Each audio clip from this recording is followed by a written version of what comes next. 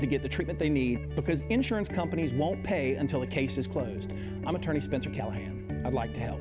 Spencer Callahan is the one to see. Call 387-2323. Offices in Baton Rouge. 104.5 WNXX Jackson, 104.9 KNXX Donaldsonville, and WDGL HD2 Baton Rouge. This hour is brought to you by Spencer Callahan Injury Lawyers.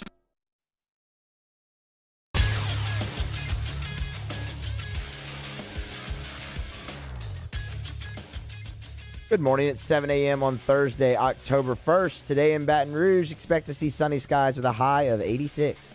Coming up today on Off the Bench, presented by All-Star Toyota, LSU Athletics Executive Chef Michael Johnson joins us at 7:30, answering all your Munchie questions. Get those in the Bayou Ford YouTube chat. Ben Mint stops by at 8 o'clock with his six-pack of picks. Chad Durbin talks MLB playoffs at 8:30, and the Athletics' Jeff Duncan is here to talk Saints at 9:30.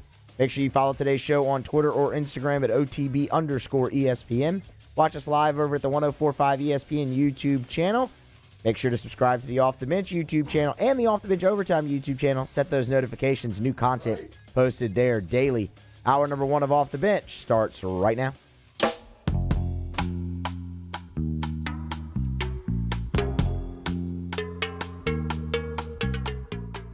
All-Star Toyota presents Off the Bench with Jordy Collada and T-Bob Hebert. ESPN Baton Rouge, New Orleans, Alexandria.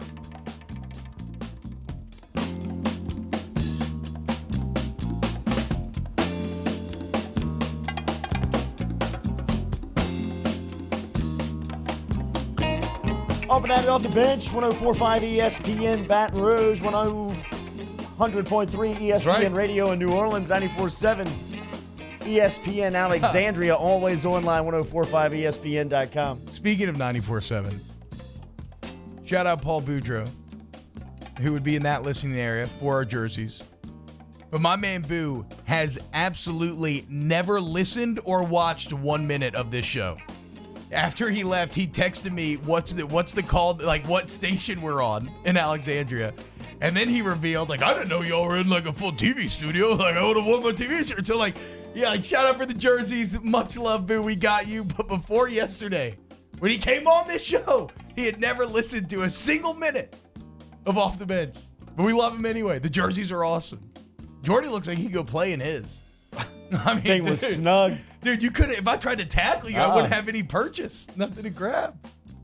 Hop inside of the Bayou Ford chat app. Drop the hashtag Munchies if you have food questions. 7:30 this morning, Chef Michael Johnson from LSU Food will stop by and answer any questions that you have coming up here in 30 minutes. 8 a.m., six-pack of winners for your gambling weekend. Ben Mintz will stop by in an hour. 8:30, Chad Durbin. Today, Durbin is scheduled on Off the Bench. Yesterday, we were blowing him up at 8 o'clock in the morning. He was on a Zoom call. I could tell he was annoyed when I called him the third time. That's like, I mean, nothing's worse than when we called Tyron 7 times in the middle of a Mike and Mike interview. So if we can do that, I mean, who cares about Derbs? I care about Derbs because I'm a big baseball guy now. My Braves yesterday, walking off at the 13th, Freddie Freeman. Did you watch all 13 innings? Hell T-Bob? yeah, dude. Yeah. If by all 13 innings, you mean the 13th inning? There you go. I did. Hey, look at that. Yeah, I did. I actually did turn it on just in time to see the walk-off, which was, kind of exciting. Yeah. Poor Twins. Florida Marlins, about to do Florida Marlins stuff. Yeah, they're going to win the World About Series. to upset Hunt Palmer, Chicago Easy. Cubs. Easy. Oh, my God, please. Are they play again today, right? Oh, They yeah. do. They play again today.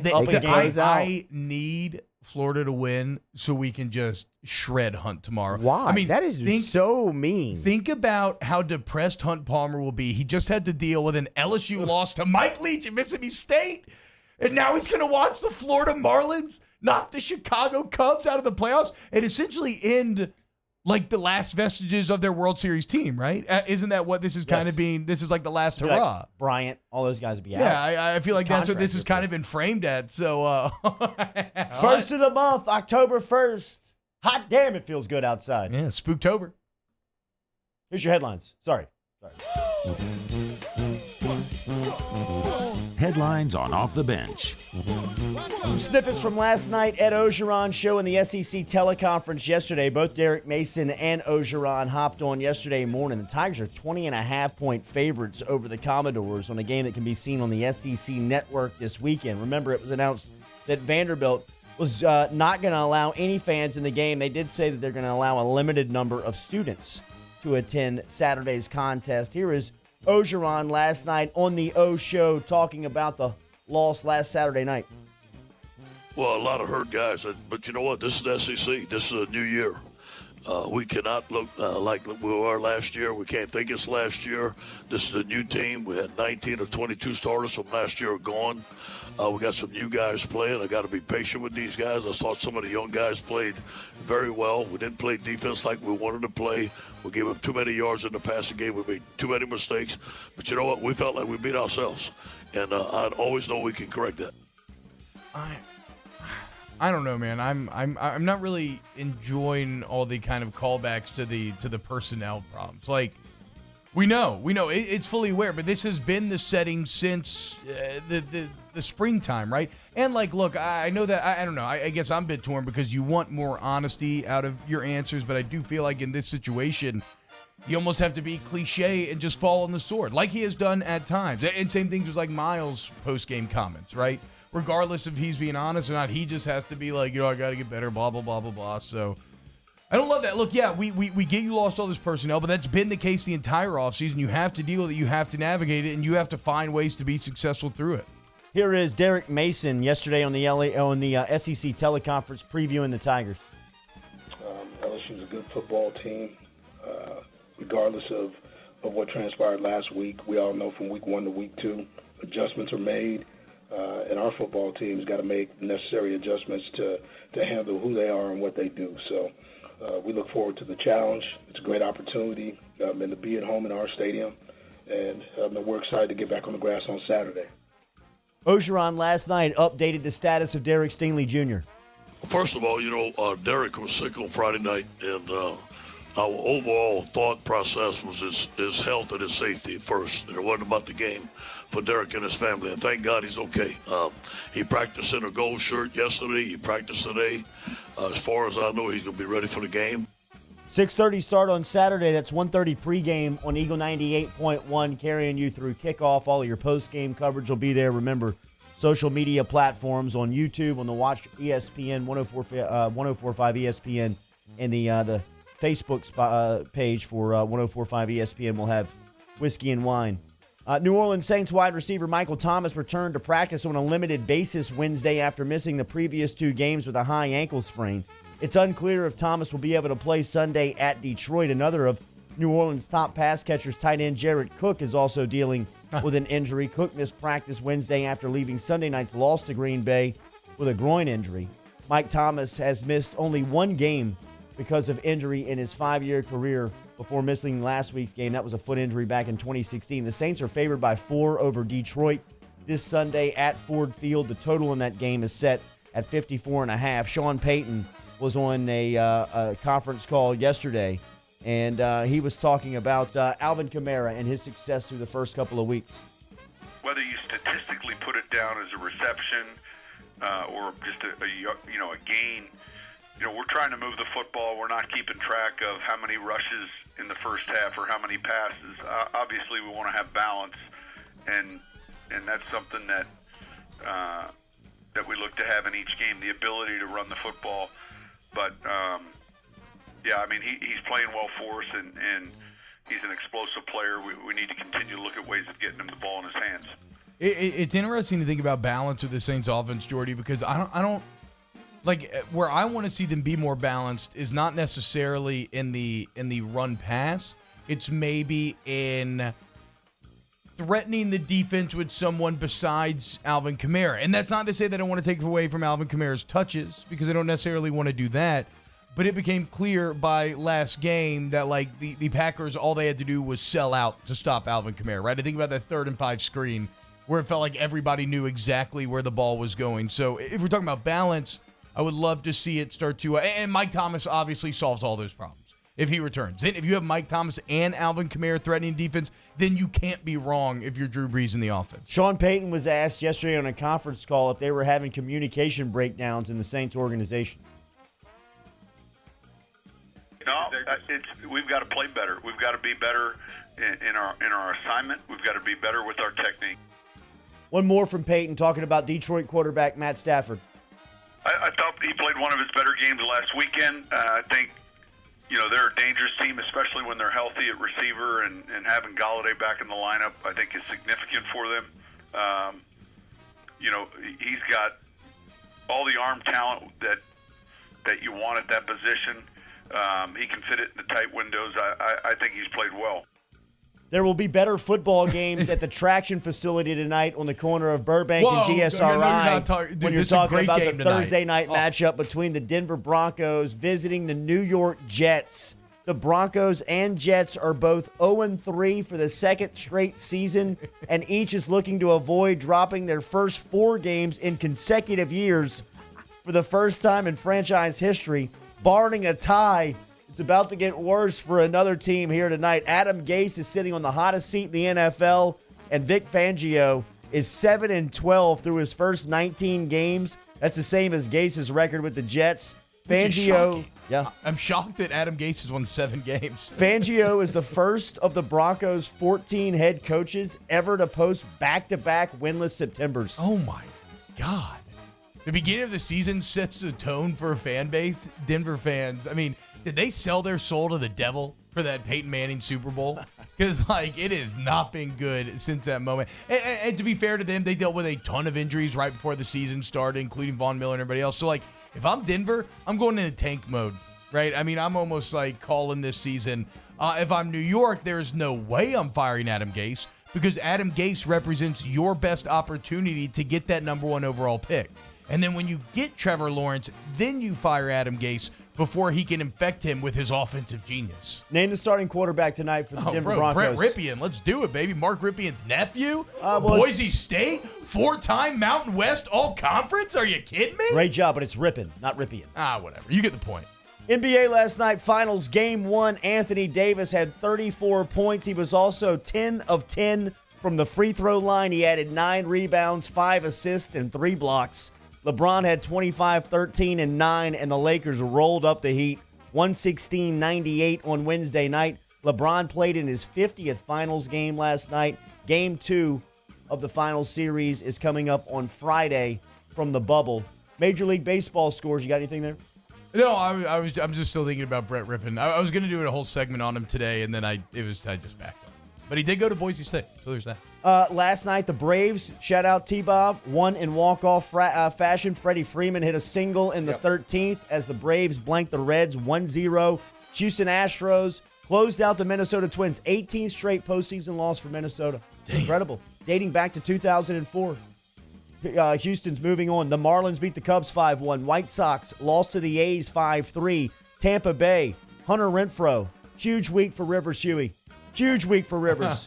Yesterday, her man crush in Major League Baseball hit a grand slam, and the top-seeded Tampa Bay Rays won a postseason series for the first time in a while. 8-2, they move on as they beat the Blue Jays. 7-4 winners for the Cardinals. Yankees close out the Indians 10-9. That was a good one, huh, Musso? And then last night, the top overall seed, the Los Angeles Dodgers, beat the Brewers 4-2. How about this? So the Cleveland closer, so twice Cleveland, I guess, came back and took the lead. The closer who blew the save, first blown save of the entire season. Wow. Bad timing. Musso, you got a promo for us? I do. 104.5 ESPN Baton Rouge and Citizens Bank invite you to nominate someone for a Good Citizen Award. They could receive $500 from Citizens Bank, and we will recognize them live on air.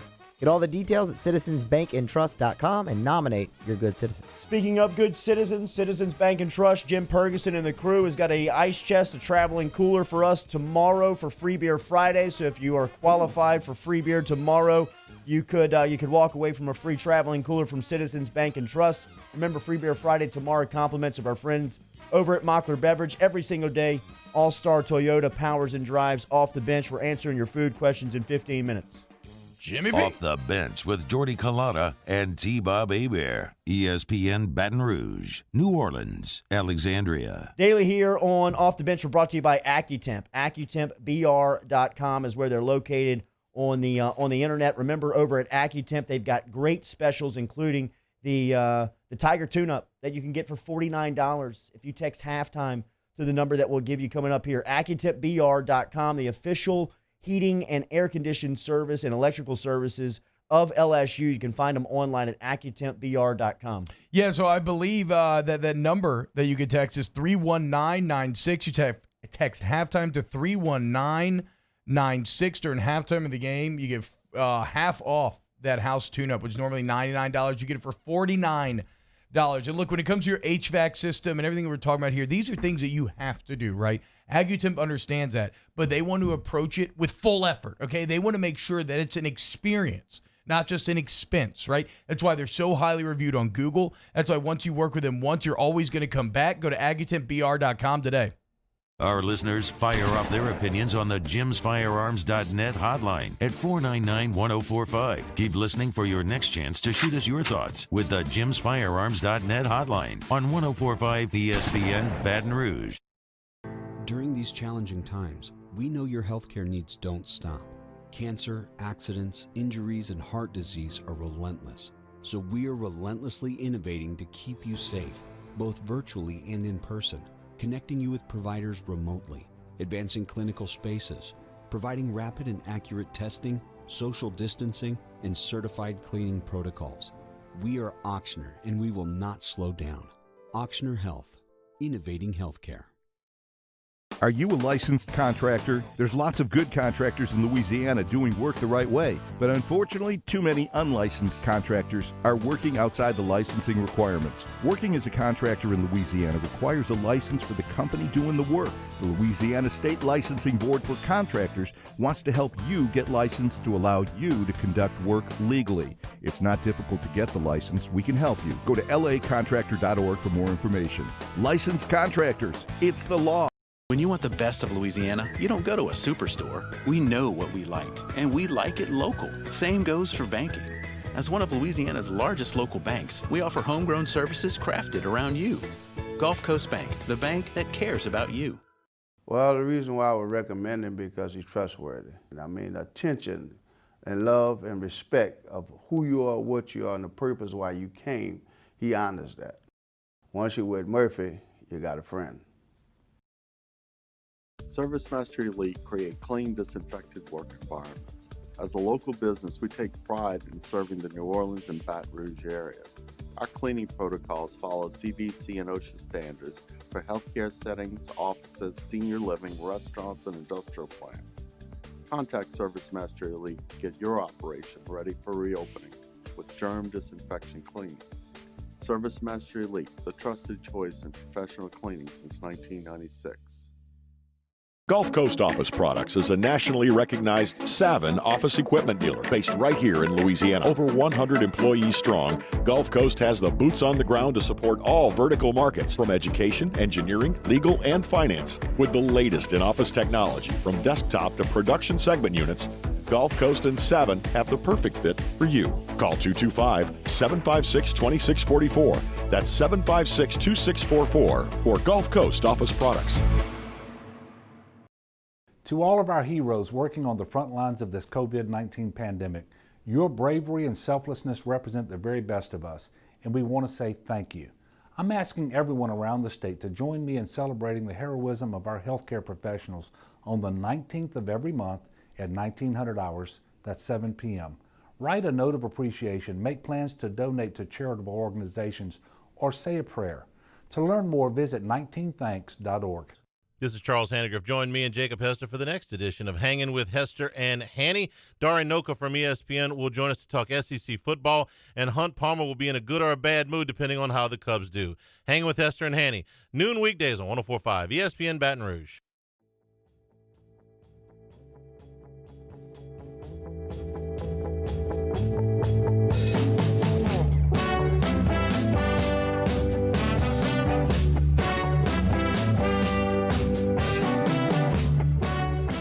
All-Star Toyota presents Off the Bench with Jordy Collada and T-Bob Hebert. ESPN Baton Rouge, New Orleans, Alexandria.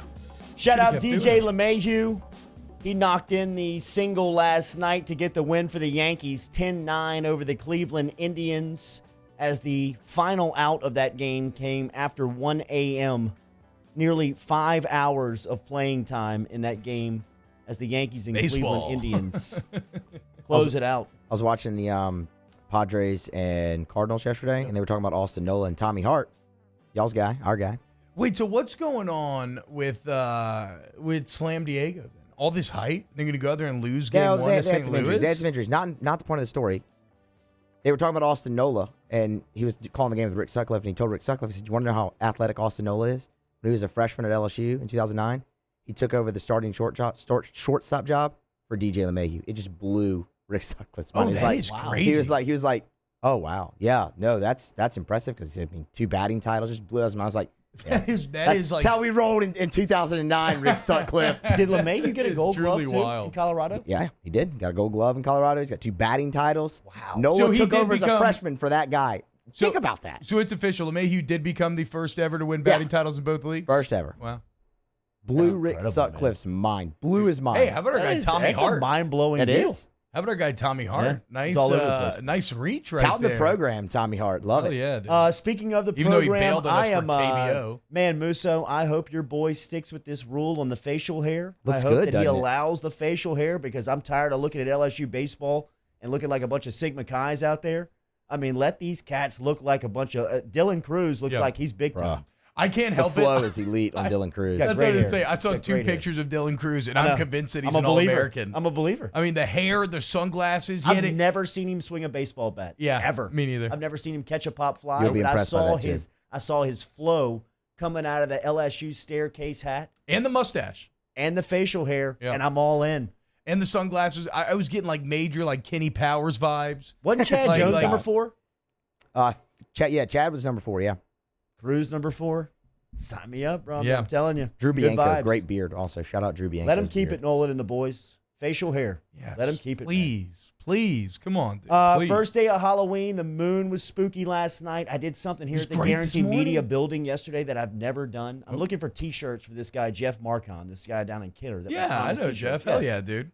So we've promised him some T-shirts, and our New Jersey watcher was at the young soccer player. The 10th grader that some Yes. people I've talked to think that it might be a bot. We're like not entirely sure. Or like, Well, I'm about to mail the robot a T-shirt. Somebody told me, and I don't know if this person's right or not. They just said it, but somebody thinks that it is like an FBI pedophile's phishing scheme.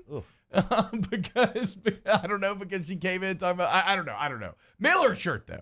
Mail her a shirt. I'm trying to. If you get a knock on the door, you'll understand why, and then we'll I'm know. just mailing her a shirt. I mean, I'm just mailing her a couple of station T-shirts, just for supporting the calls and supporting Off the Bench's Hell YouTube yeah, page dude. and Hell yeah. supporting 104.5 ESPN. But it took me to the bowels of Guarantee Media's building yesterday, which I have not At been what into time? a couple During of the rooms. day? It was during the day. It was during the day, but it's still dark down there. It's very, very cold. It's a former morgue. It is for those that don't know. And I was in the basement by myself. I was hollering out a couple of names for a couple of porters who were down there. Johnny, Mr. Johnny. I was like, no return. There was nobody down there. Bobby. And I got the Anybody? door open behind me in the far corner room that's freezing. It's still got the marble walls, the marble floors, everything stacked up very eerily. And the door just slams behind me. I just got goosebumps. Whap, whap. Ooh. And I sprinted as fast as I've run. I mean, I'm turning 40 next week. Right now, as I sit here and do this radio show, my hamstrings and my groin are sore from the sprint that I pulled yesterday in the basement to get to the stairwell and find any type of daylight, because not only is it spooky season with 1st of October just on us today, right now. Happy 1st of the month to everybody out there. But it is widely recognized and known that this building is one of the 10 most haunted places in the state of Louisiana. Oh, is it true? Yes. Because it's an old Civil War hospital too, right? Yes, Isn't this is the old Baton Rouge That General. would be our general, too, yeah. This is where Huey Long was taken when he was first shot. What? Yeah, at the Capitol. I just read that Kingfish book. That's awesome, dude. I had no idea. And the morgue was in the basement. Okay. Then is this the year when we finally do it? Something that me, Rivers, and Nathan always wanted to do. What, spend the night here? Yes. Hell no. For the bro. content. They had Film a ourselves, door film slammed ourselves. behind me in broad daylight. Ain't no chance I'm spending the night. I've gone down there at 4 a.m. before and tried to force myself to explore, and I backed out. That's how scared I got. I see why. Our girl, Jessie Mabes, shout out, who is, one of the key OTB supporters here. We love you, Jess, but she has had very real haunting stories down there. We should do it. This should be the year. We spend the night in the basement, film ourselves, Blair Witch style. I have a great idea for you to do that, T-Bob. Call Rivers, call Nathan. You three do it since it was your idea. Y'all do it. More power to it. I'll watch the content, not participate. I cannot do it alone. I'm too scared. I mean, that's just the truth. So if anybody's down, you and Caitlin would probably be the best content. Caitlin would freak. She wouldn't do it. I mean, that's such a non-starter. She is terrible. She's the opposite of me. I get scared of stuff like The Strangers, right? Which is a story about people just showing up and murdering you at a remote house for no reason. Because I feel like that could happen. She gets scared of like ghost stuff. I normally don't. But I will say, when I tried to explore the basement a couple times, I did end up freaking myself out and backing out. Anybody done the Myrtles? I went for a tour. Very long time. Hey, look, I've done haunted tours everywhere. I've tried to open myself up fully. I went to Edinburgh and went on a haunted tour, and I was sitting in the back of a crypt, eyes closed, like trying to feel the ghosts, and I just can't. I just have never been able to get there. I got a buddy who spent the night and said the ghosts are friendly.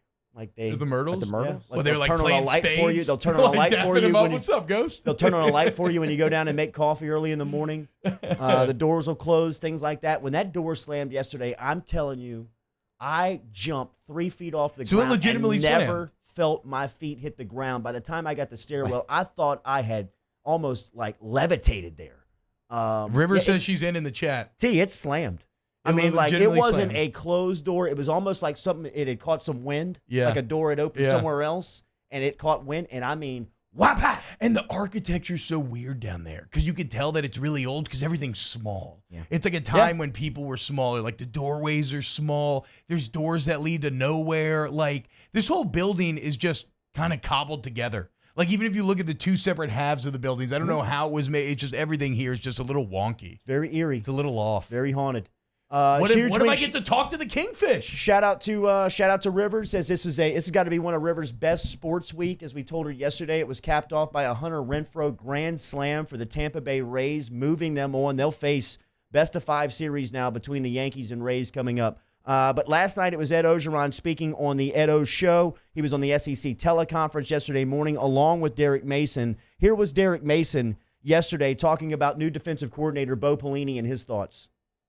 Well, both of those gentlemen, have been head coaches. Man, they're strong defensive minds, probably two of the best in the country. So, with that, man, it's just about adapting to new coaching style and figuring out players and what you have. I mean, obviously a year ago LSU was a much different football team, in terms of talent and what they had in terms of experience. And when you get talent and experience, especially guys being in the same system, it's going to look a little different. College football is a junior-senior sport. This year, under Bo Pelini, who's one of the best defensive minds in the country. They're just adjusting. It's game one. I'm not too over the top about, what game ones mean, because there's just a lot of room for growth. More from Mason yesterday talking about his thoughts of Vanderbilt after week 1. Man, this football team is coming off a hard-fought loss to Texas A&M, and, man, we're back in the lab. Obviously, still working on the art of the hunt. This football team's just got to continue to focus on the details. We've got to conquer the details. We've got to be a team, and that's accountable for snaps and what we do. And I think we're moving towards that. We've got a young quarterback who's growing up, and offensively, I was pleased to see some growth there, just in terms of being able to control the clock, be disruptive on defense, and play solid in special teams. And we're going to need more effort and better execution this week as we host LSU. This offensive line's going to be tested. Yeah, I know. They got after Kellen Mond last week, dude. And for those that don't know, if you don't, I didn't see any of it, right? It was kind of on in the background as we were watching our game. But, yeah, it was 17-12 against an A&M team that's supposed to be pretty good. I know you put a lot of stock. See you rolling your eyes, Musso, but we rolled our eyes last week and look at where we are now, okay? You put a lot of stock in Pro Football Focus. Yeah. PFF graded their defensive line as the top defensive line in college football last weekend. What? Ooh. Top performing defensive line. Well, that's not good, given that Dare Rosenthal is going to be out. And you talk about some of the challenges you have up front this week. Yeah, so you got Rosenthal out now. Now it should be a get right game for LSU's defense. Yeah. It should be a get right game for LSU's defense. Yes. True freshman quarterback. They barely found their way last week. They couldn't get anything going, whether it was run or pass. But defensively, now they got after Texas A&M. They did. Up front, they won in the trenches. And I think LSU's offensive line, they need a bounce-back game as much as anybody on this team. Yeah. I do think, I think like everything else, I think the offensive performance last week, my biggest takeaway is that there isn't just one thing, right? It was just whose turn was it to screw up then.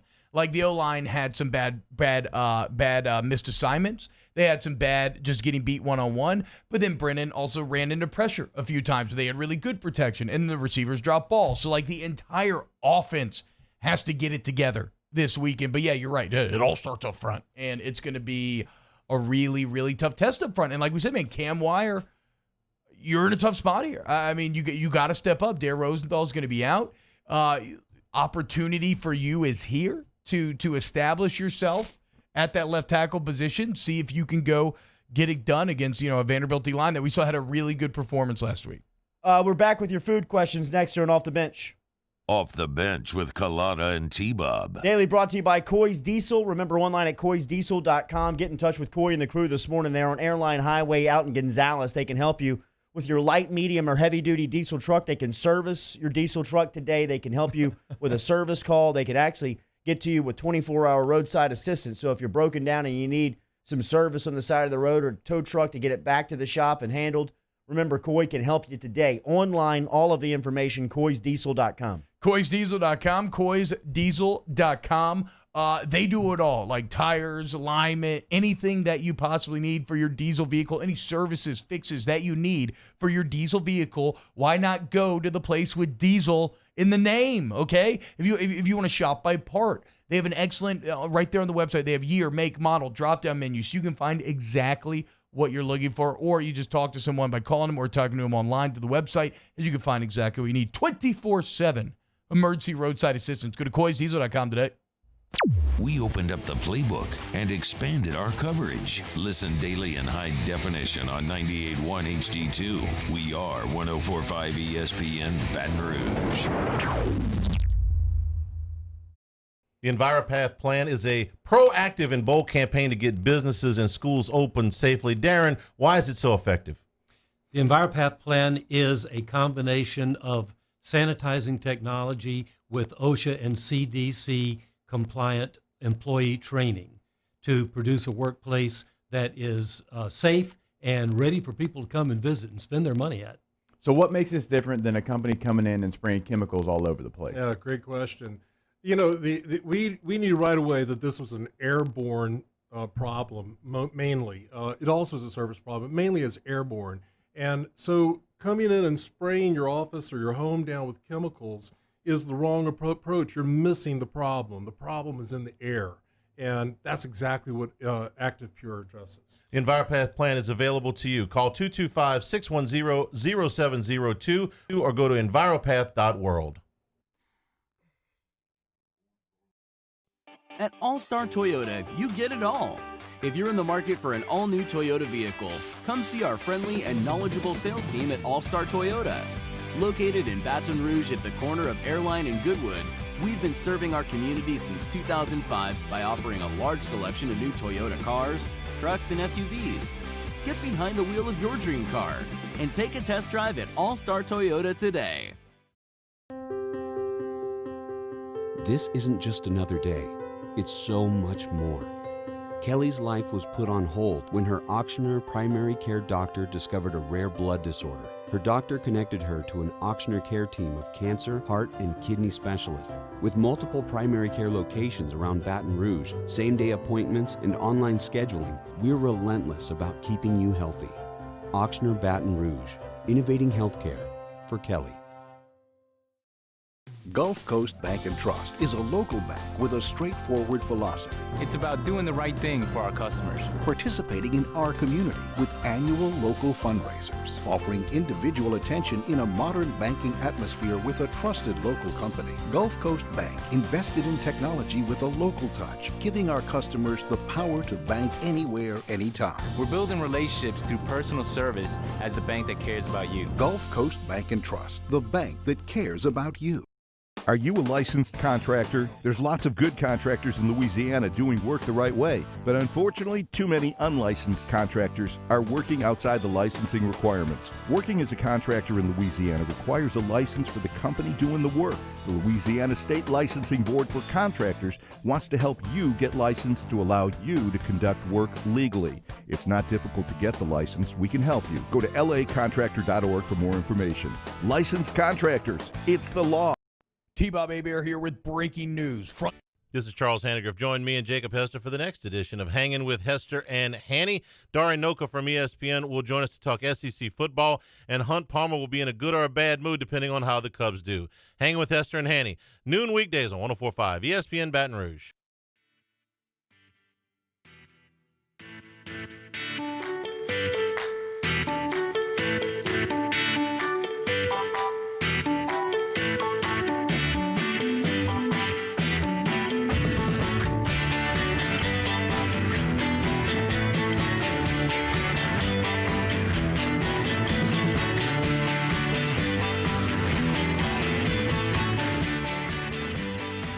All-Star Toyota presents Off the Bench with Jordy Collada and T-Bob Hebert. ESPN Baton Rouge, New Orleans, Alexandria.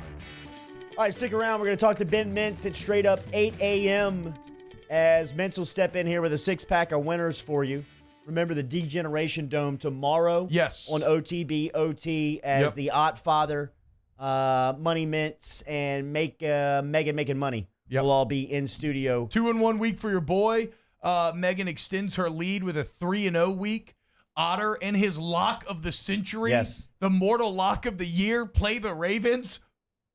That's what that sounded like. So we'll make fun of Otter tomorrow. He keeps saying he's going to come back, but we're just not seeing it. All right, Chef Michael Johnson every Thursday here on Off the Bench. Good morning, Chef. How are you? I'm good, guys. How are y'all? Great to see you. What's the mood in the building? Bounce back game? We getting right? Yeah, they're still good. Yeah, I mean everybody's positive. They came back Monday positive. You know, there was a good atmosphere about it. So Vincent, I'm excited.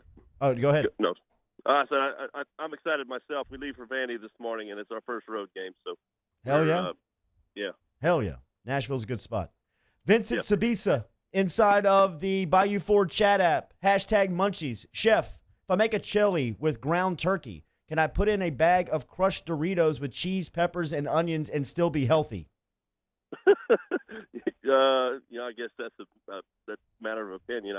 I'd be interested to try it. I've never actually tried it myself, but I would lead towards no on that one. Chef, do you believe in ghosts? I believe in the spirit. You know, and whatever form that takes. I've had some interesting happenings to me, and I can't. I'm not going to deny the spirit, that's for sure. Munchies.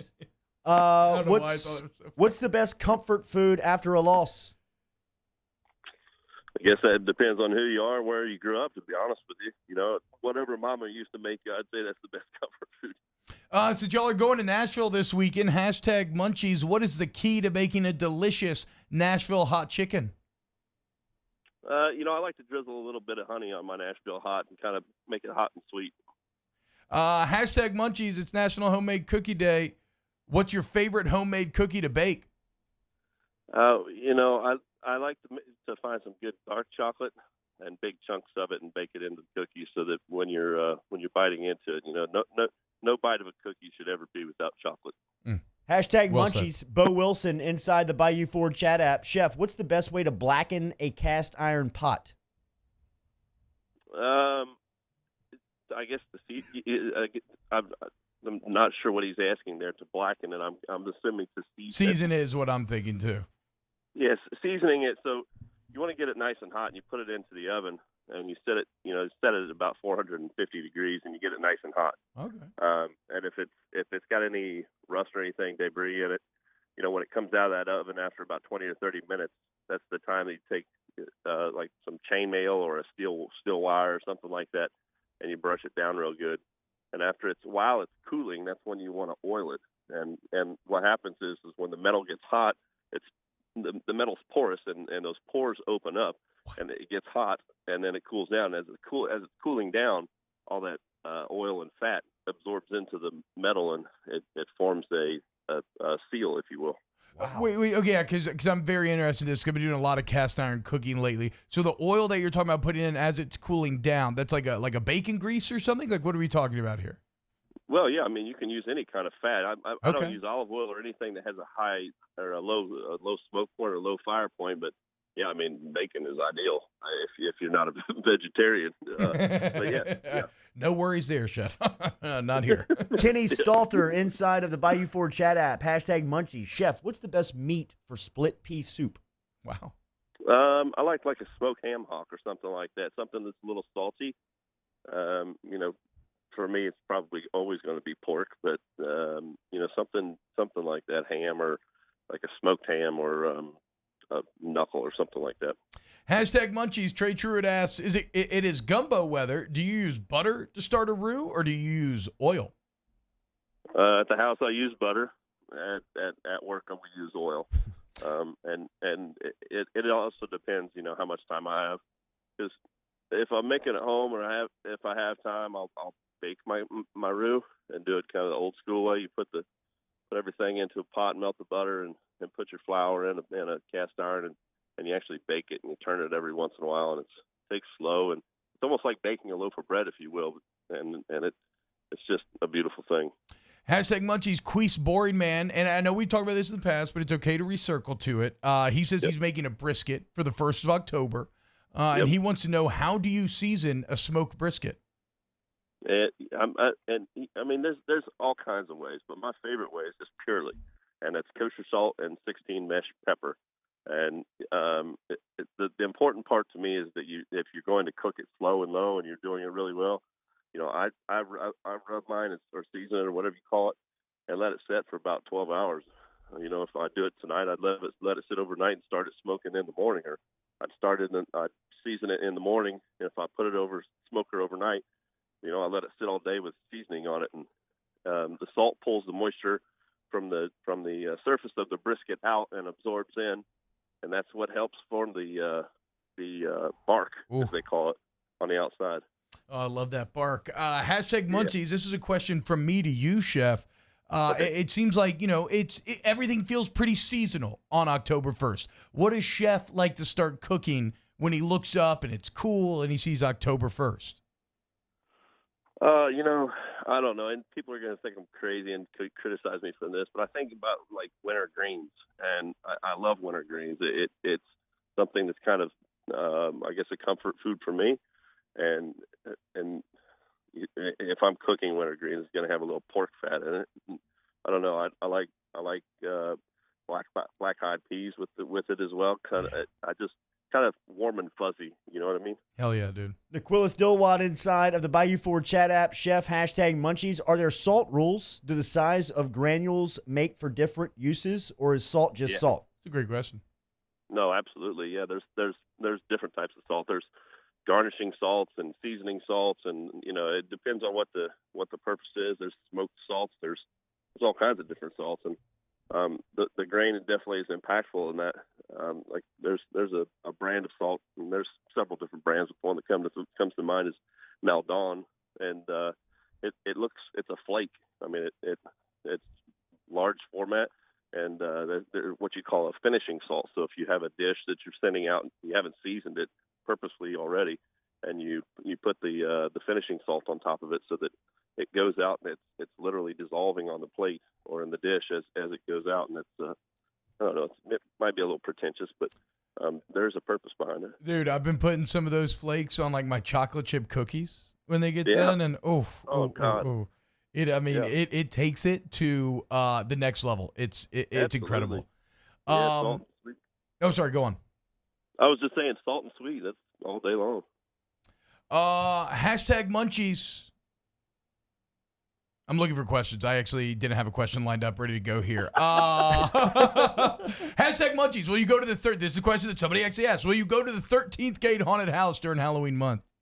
Me? No, indeed. No, my kids love to go, but last time I was at a haunted house, I almost got in a fight with somebody, so I tried not to go to. Wait, with somebody who was working there? Yes, absolutely. I'm not too keen on being jumped out and surprised on. I have a defense mechanism for things like that. Wait, is your first instinct to punch? Yeah, we got chased out of it too. It's like that great. There's a great old YouTube video where a guy pops out a trash can with a mask on to scare somebody, knocked out, boom, right across the chin. Hey, you got what you deserved. Chef, safe travels to you and the crew today. Pull them through in Nashville.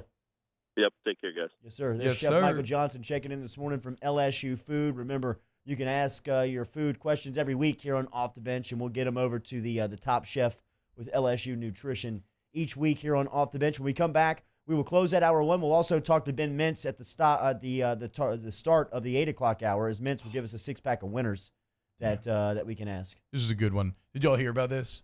The Irish Supreme Court, Ricky Compton, Michigan Huddle, decided that Subway bread is too sugary to be considered bread. Is a cake. Thoughts? I have no idea. Wow.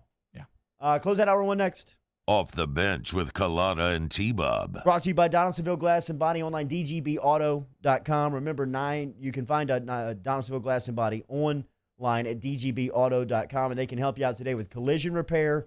If you need windshield repair, they can help you out with tires. They can also help you out with an oil change. Stop in and see Donaldsonville Glass and Body, 415 Division Street. They got 24-hour towing, so if you've been in an accident or your vehicle needs to be moved from your house, your office, the accident site, to 415 Division Street, they can handle that move for you. Online, dgbauto.com. dgbauto.com, donaldsonvilleglassandbody.com. I love them. If you're trying to extend the life of your vehicle, there is nobody better to work with than Donaldsonville Glass and Body. First off, if you do get in an accident, the insurance company cannot tell you where to go. The police cannot tell you who to tow. So you call DG&B, they'll pick up your car, they'll fix it. The body shop is second to none in the state. And then they'll drop it back off to your house. How's that for convenience, my friends? DonaldsonVilleglassandbody.com, DonaldsonVilleglassandbody.com. Saints coverage, Chiefs, Cowboys, Thursday night, Sunday night, and Monday Night Football. From the opening kickoff to the playoffs and the Super Bowl, the NFL lives on 104.5 ESPN Baton Rouge. Do you know the proper way to prevent the spread of COVID-19 in your office? We do. We're Jani-King, a leader in the cleaning industry for over 30 years, and we've developed comprehensive programs to address proper cleaning and disinfection. We have experience in applying disinfecting programs in hospitals, office buildings, schools, and other venues. Now we're ready to help and able to assist customers that need disinfecting services. Jani-King, the king of clean. I've been doing business with Luba for 25 years. They're dependable, trustworthy. It's just the attention to detail with our clients. Our folks have years and years of experience. They're highly trained professionals, but many companies have that asset. What I'd like to think makes Luba a bit different is that we use those talents in a way that truly is dedicated to serving the needs of the folks who depend on us.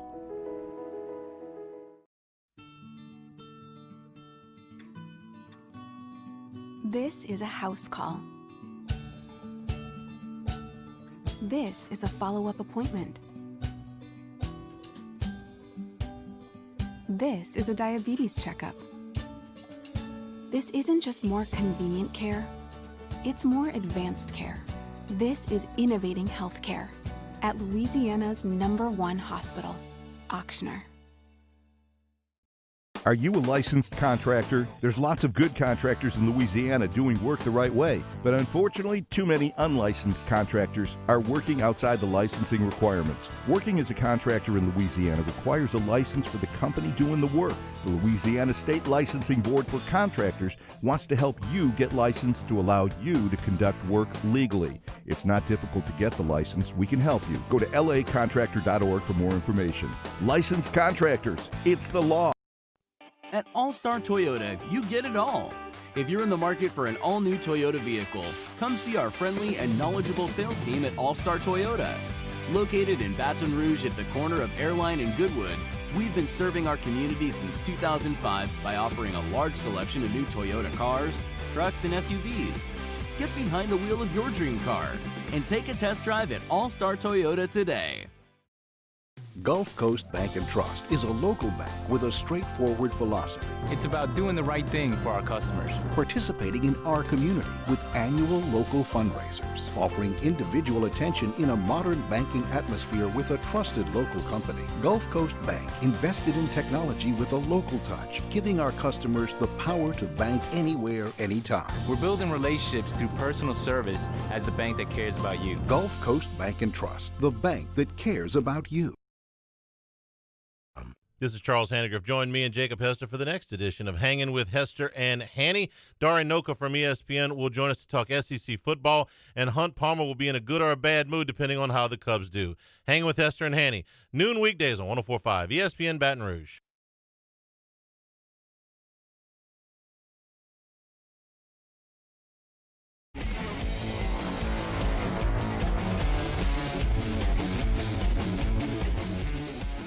All-Star Toyota presents Off the Bench with Jordy Collada and T-Bob Hebert. ESPN Baton Rouge, New Orleans, Alexandria. All right, stick around. Chad Durbin going to stop by here at 8:30 this morning. We'll talk MLB with Durbs as they are in the middle of playoffs. You heard Charlie Hannegriff talking about and promoting today's Hanging with Hester and Hanny. Hunt Palmer going to be in studio, and Hanny said depending on how the Cubs fare was going to set the mood of Hunt Palmer. Hunt's going to be pissed because the Miami Marlins got game one yesterday in Wrigley from Chicago as the Cubs are now down a game in that series in the best of three. So they play with their backs against the wall today in the friendly confines in front of no one at Wrigley. So it should be good entertainment and good radio for you coming up today from noon to 3 with Hanging with Hester and Hanny as Hunt will be in. Shout out to LSU social media. I don't know if you saw this, but Sports Business Journal voted the LSU social media team best in social media as they beat out Bleacher Report, the XFL, and Major League Baseball. Yeah, XFL was good too. I mean, and obviously Bleacher Report is just a behemoth in that space now. It's kind of crazy the growth of Bleacher Report. Not necessarily behind the scenes, but just I don't know. Like I kind of remember Bleacher Report back in the day because I used to get on there to like find articles and stuff. Then I kind of moved away from it. But then you look at how they expanded to soccer and all this other stuff. So yeah, shout out to the LSU social team. Well deserved. Our guy Derek, Lindsey Thompson, Emily Dixon. I know Cody Warsh did a lot of writing. Matt Tornquist, who's obviously a lot of the genius behind the videos, and then of course Will Stout as well last year. Yeah, Brandon Barrio. Yeah, and, Brandon Barrio, Jason Fearman, and all that crew up at LSU. And there's names that we're leaving out that were on that team, but the social media experience at LSU last season speaks for itself, and I think there's a lot that goes into that. And you know, we talk about Derek a lot here on Off the Bench, the Prince, the Binder, Ogeron's right-hand man. But you could go back, and this is easily to document. And I remember being in Birmingham with Derek and the crew at the time when they showed up to SEC Media Day. And mind you, look, they brought SEC Media Day last year. They showed up with the Heisman Trophy winner, the Unitas Lombardi, Maxwell O'Brien, Thorpe, Moore, Robinson, Bryant. I mean, they brought everybody to the SEC media experience, and they only had one social media post from Birmingham. You know, when they brought Burrow and that crew down to SEC Media Day last July. LSU only had one? And they got back, and whatever happened after that trip to Birmingham, LSU became the best social media department in the country. I wonder who pointed out, what are we doing here? We're wasting opportunities here. But somebody did. Yeah, somebody did. And somebody put people in alignment and put people in the right spot, and everybody got in their lane and attacked. And LSU social media, voted by Sports Business Journal last night, walked away with an award that bested Major League Baseball, the XFL, and Bleacher Report. So shout out to that crew over there at the social media department. You know, the challenge is, and we asked Derek last week, they put out their hype video last Thursday night going into the Mississippi State game, is how do you even compare or how do you even try to top what you did last season And as Derek said here last Friday morning, you don't. You know, I mean, you just kind of let 19 be 19, and then in 20 you kind of change things up and try to find your path. And the video was great. It was fantastic. But it turns out that badass videos don't necessarily they don't win games. Yeah, they don't win games. But I mean, it's still a great job by the creative team. You know whose creative team I love is the team over there at All Star Toyota of Baton Rouge, our title sponsor. They're the best. That's where I got my new Sienna minivan from. The family's rolling around. Everybody's super hyped. You see All-Star here right over my shoulder. So, look, if you're looking to buy new, you got some great October deals we get you as the month goes on. Maybe looking at Toyota certified used vehicles, or you get things like a warranty and other things that you normally never get with used vehicles. Their service department's back. Just rent a car for the weekend. They got your back. So you know them, you love them. They support our show, so you should support them. All-Star Toyota, BatonRouge.com. Remember, come back with us in hour 2. We're going to talk Major League Baseball with Derbs an hour from now, or in hour number 2, 8:30 this morning. Durbin will be here. We'll lead you off with a six-pack of winners as we look forward to the sports weekend. It starts tonight. Who is ready for the Jets and Denver Broncos, a pair of 0-3s? Could it be the last game for Adam Gase, the sparkly-eyed head coach Gase, who got another gig because Peyton Manning gave a phone call to Woody Johnson, the owner of the New York Jets, and tried to convince Johnson that it wasn't a flameout. It wasn't Gase's fault what happened in Miami. Give him another shot. And as they sit here 0-3 for the second consecutive year, will they fire Gase after this Thursday night tilt in New York at MetLife Stadium? Ben Mintz will set the grounds for your gambling pleasures coming up in hour 2. Start off 8 o'clock with us, Ben Mintz and his six-pack of winners on this first of the month.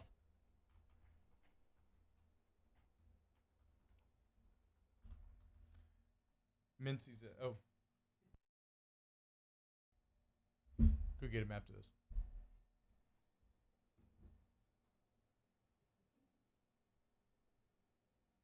Off the bench with Colada and T-Bob.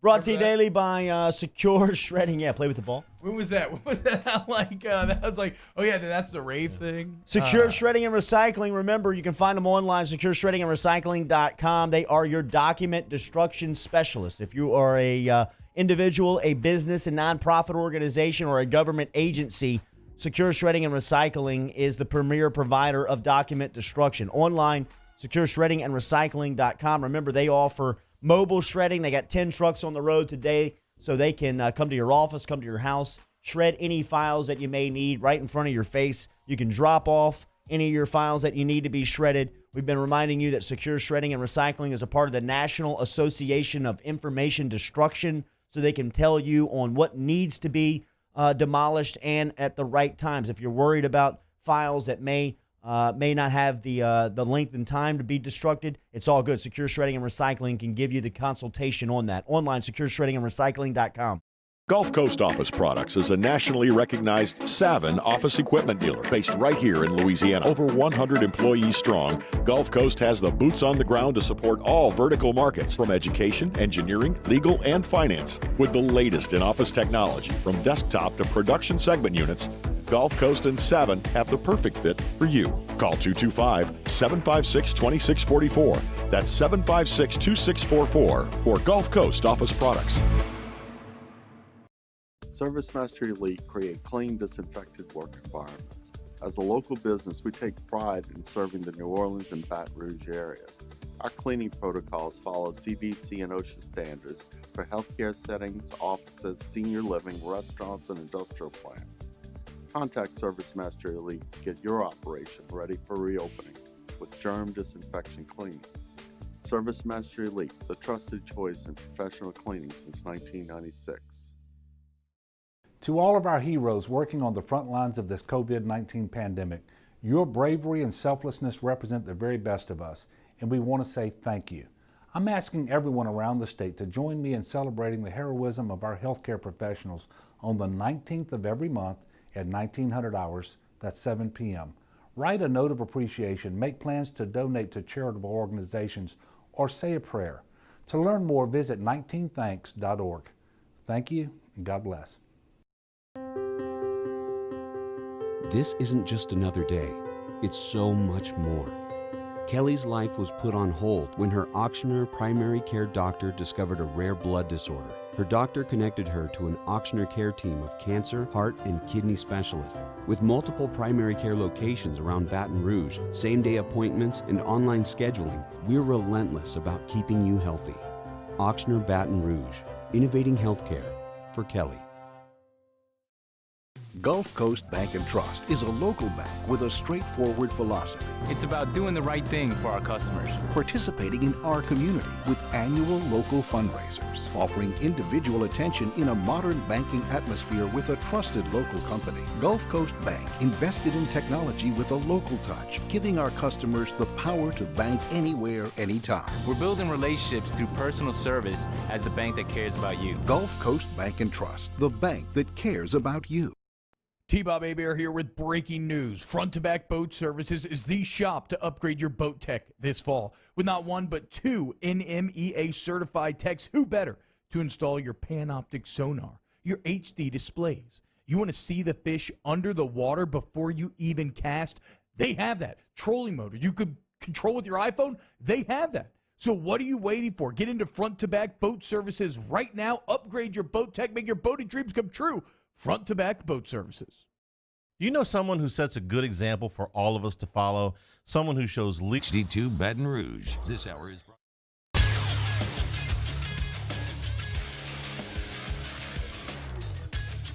Good morning. It's 8 a.m. on Thursday, October 1st. Today in Baton Rouge, expect to see sunny skies with a high of 81. In case you missed hour one of the show, you can now catch that up at the on-demand section at 1045ESPN.com, brought to you by Carriages. Still to come here on Off the Bench, Ben Mintz joins us next to give us his six-pack of picks. Chad Durbin stops by to talk Major League Baseball playoffs at 8:30, and the Athletics' Jeff Duncan is talking Saints at 9:30. Remember, you can follow today's show on Twitter or Instagram at OTB_ESPN. Watch us live on the 1045 ESPN YouTube channel. Get inside the Bayou Ford chat, and make sure you subscribe to the Off the Bench and the Off the Bench Overtime YouTube channels. Set your notification. New content is posted there daily. Hour number 2 of Off the Bench starts right now.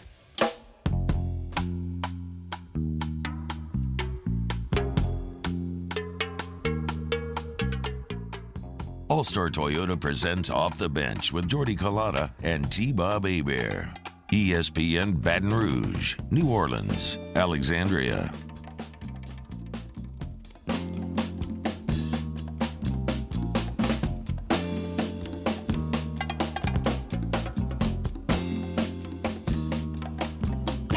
Hour 2 off and added Off the Bench, powered every single day by All-Star Toyota. Find them online at allstartoyotaofbatonrouge.com. We're on 104.5 ESPN Baton Rouge. We're down in New Orleans on 100.3 ESPN.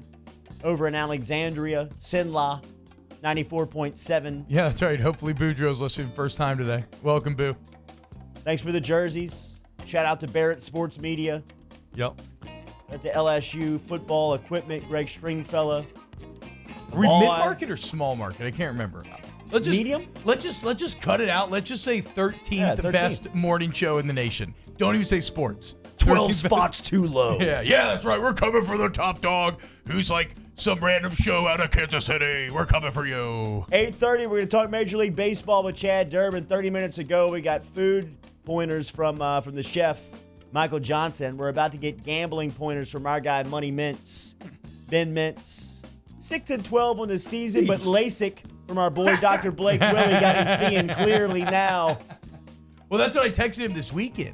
He's going to be better at the eye test now than he has ever been before. So when you talk about passing or failing the eye test, Ben is now looking at 2020. Give our shout out to our boy Dr. Blake Williamson and tell the city how he has improved your eyesight. Look, I got to say, I can't even say enough about Dr. Blake Williamson and Williamson Eye Center. Just the first-class operation they run, because it's been a long journey for 34 years. I've had bad eyesight. I had cross-eye surgery when I was 3. They told me 4 years ago in Shreveport I couldn't even be a candidate for LASIK. What? Blake said, look, we've got this unbelievable new technology. I want to at least take a look at you. Took a look at me. I got a second referral. He said we can do it. And then Blake, on a Sunday afternoon, when he's got 3 young kids under 5, calls me and spends 20 minutes on the phone with me, explaining my eye drop regimen. I mean, I'm talking going the extra mile, professional care. and even played some widespread panic during the PRK surgery. Knows the way to your soul. So, like, as you're, do you get any good drugs for that, or are you good to go? I mean, are you? I don't know how LASIK works. Well, like, are you awake? Did they are you put you under? asleep? They didn't put me under. I was in rough shape on Friday after because I had the PRK. I wasn't a candidate for the LASIK, so there was a little longer recovery. Saturday, I laid on the couch and listened to the football like it was on the radio. But Sunday, it was a modern miracle. At noon, I couldn't really see. And all day, my vision just corrected. Whoa, and so from noon to 5 or 6 p.m., it was like, what an Lord, experience. it's a miracle. Yeah, right. You start to see leaves on trees and everything. I mean, it was amazing. And by 6 p.m., I was seeing clearly. Can't thank Williamson Eye Center and Blake and So there you go. It was on Sunday when Mint started to see clearly, which means the first 3 weeks of the season, that 6-12 start, doesn't even count. From here on out, it ain't nothing but winners. Mincy, let's get into it. Your six-pack of winners last weekend, 2 and 4. A little widespread panic for the bed music here. Musso, if you don't mind, and put Mincy in his element. Mincy, where are we starting? Well, we're starting with something that's near and dear to my heart down here, and that's we saw how wild that game got in Oxford last week, the Florida Ole Miss, and your boy can call plays. Yeah. How are you feeling about that real quick before we dive into your picks? Because I know you were super hyped. You took Ole Miss with the points, which, whatever. Another one that was tough. But what'd you think about Lane Train, game 1? Look, I always say this. All I want is to be entertained as an Ole Miss fan, and I am entertained. Absolutely. And Matt Corral, I mean, we look at how many steps he took forward. 2 best play callers in the conference reside in Mississippi. Yeah. Unfortunately, it feels like that. It's exciting for Ole Miss fans. They're not going to be able to stop anybody. There's no depth on defense. And also, when you play at the tempo they're trying to play at, Jeff Lebby, the offensive coordinator coming out of Central Florida, they're going really fast. When you don't have depth on defense, the long and short of it is, it gets into our first pick. The Rebels are going to be playing high-scoring games all year. Oh, yeah. And they're at Kentucky this week, who played a lower-scoring game, losing 29-13 at Auburn. That game kind of flipped on the pick six that got called back before the half. Yep. That really flipped that thing. I'm going over 61.5 here in Ole Miss, Kentucky. I think this game's going to be in the high 30s. Interesting spot for the Rebels as a 6-point underdog, but we're not going that route. We're going the over. I just think Ole Miss games are going to be high scoring, and then just the tempo they're playing at is conducive to a lot of overs. And man, I'm just so impressed by the weapons for Ole Miss. How fun is it? It's in Lexington. How fun is it when they have Plumlee and Corral on the field at the same time? It is. They're kind of using Plumlee all over. Like a Taysom. He's a little baby Taysom. Yeah, he is. And just his athleticism is phenomenal. Elijah Moore, 224 yards receiving. And Jerry Ely, super exciting running back. Rebels got weapons. They're a little weak in the trenches. And Corral can make the throws, man. I mean, I don't know why you would take him out of that offense, because he can do just about everything you want. Yeah, I'm excited about everything but the depth in the trenches for Ole Miss. Injury attrition could be tough. Second play of the weekend. All right, boy, how about this anarchy in the Big 12 we're seeing right now? Oh, my God. I mean, it's like there's no rhyme or reason to anything, so it's a year to bet underdogs in this conference because all hell is literally breaking loose. We saw last week Kansas State comes back from 35-14 down to win in Norman. Texas gets away with murder. Yes. Murder. That's a Tom Herman special right there. That's a Tom Herman lucky-ass win. Yeah, 15. They have to get a touchdown, an onside, a touchdown, a 2-point conversion, and OT to win. And that's where we're going with this. I'm taking TCU plus 11.5 in Austin. Gary Patterson and TCU have been a real problem in this series. I believe they're 5-1 in the last 6, and they've covered 5 of the 6. They always play really well against Texas. I think that's part of the, Texas is always going to get all those smaller schools' biggest shot. And TCU, they lost by 3 at home to Iowa State off a couple turnovers. Last week, I liked them in the 11.5. And just in general, like underdogs in the Big 12 right now, it's hard to lay points. TCU plus 11.5 against the Horns. And Herman, where are we going for the third play of the weekend? We're going to the NFL. And we're going to start with, I think, fellas, it's time for Joey B to get his first win this week. I agree. Yeah. Cincinnati's a 3-point favorite at home. Man, Burrow, just admirable efforts week after week. Over 300 yards, 2 touchdowns in Philly in that tie last week. No picks. He is he's at the NFL record for completions through 3 games. He's got 91 completions already. Wow, and he's just I just hope he can stay healthy. But luckily, Jacksonville's a little banged up on defense and doesn't have quite the pass rush they've been facing the first few weeks. They're a 3-point favorite at home, and I think they get a win. I mean, Cincinnati's played close games all 3 weeks. And I think they're the better team. Jacksonville feels like a little bit of a fluke. What's the number on that game? It's 3. Cincinnati by 3 at home. Okay. That Jacksonville, a rough effort at home against Miami, and they should have won that Tennessee game a couple weeks ago, but I kind of think the Titans secondary is falling apart. So I'm taking the Cincinnati Bengals and Joe Burrow to get his fourth play. Fourth play. I always like when a team looks really good or really bad in primetime night games the next week, the public overvalues it. Baltimore played their worst game in a long time on Monday night. KC beat the hell out of them. That wasn't near as close as the 34-20 final score. I think Baltimore has a get-right game against the Washington football team this week. Dwayne Haskins, fellas, it's not good. No, it's really not. It's, yeah. And the thing about this Ravens bunch, they kill teams they're supposed to beat. Yes. Like they're in the games they're supposed to win, they come out and war machine them. They get exposed a little bit against the really good teams that can get Lamar Jackson in the 3rd and 9s, 3rd and 10s.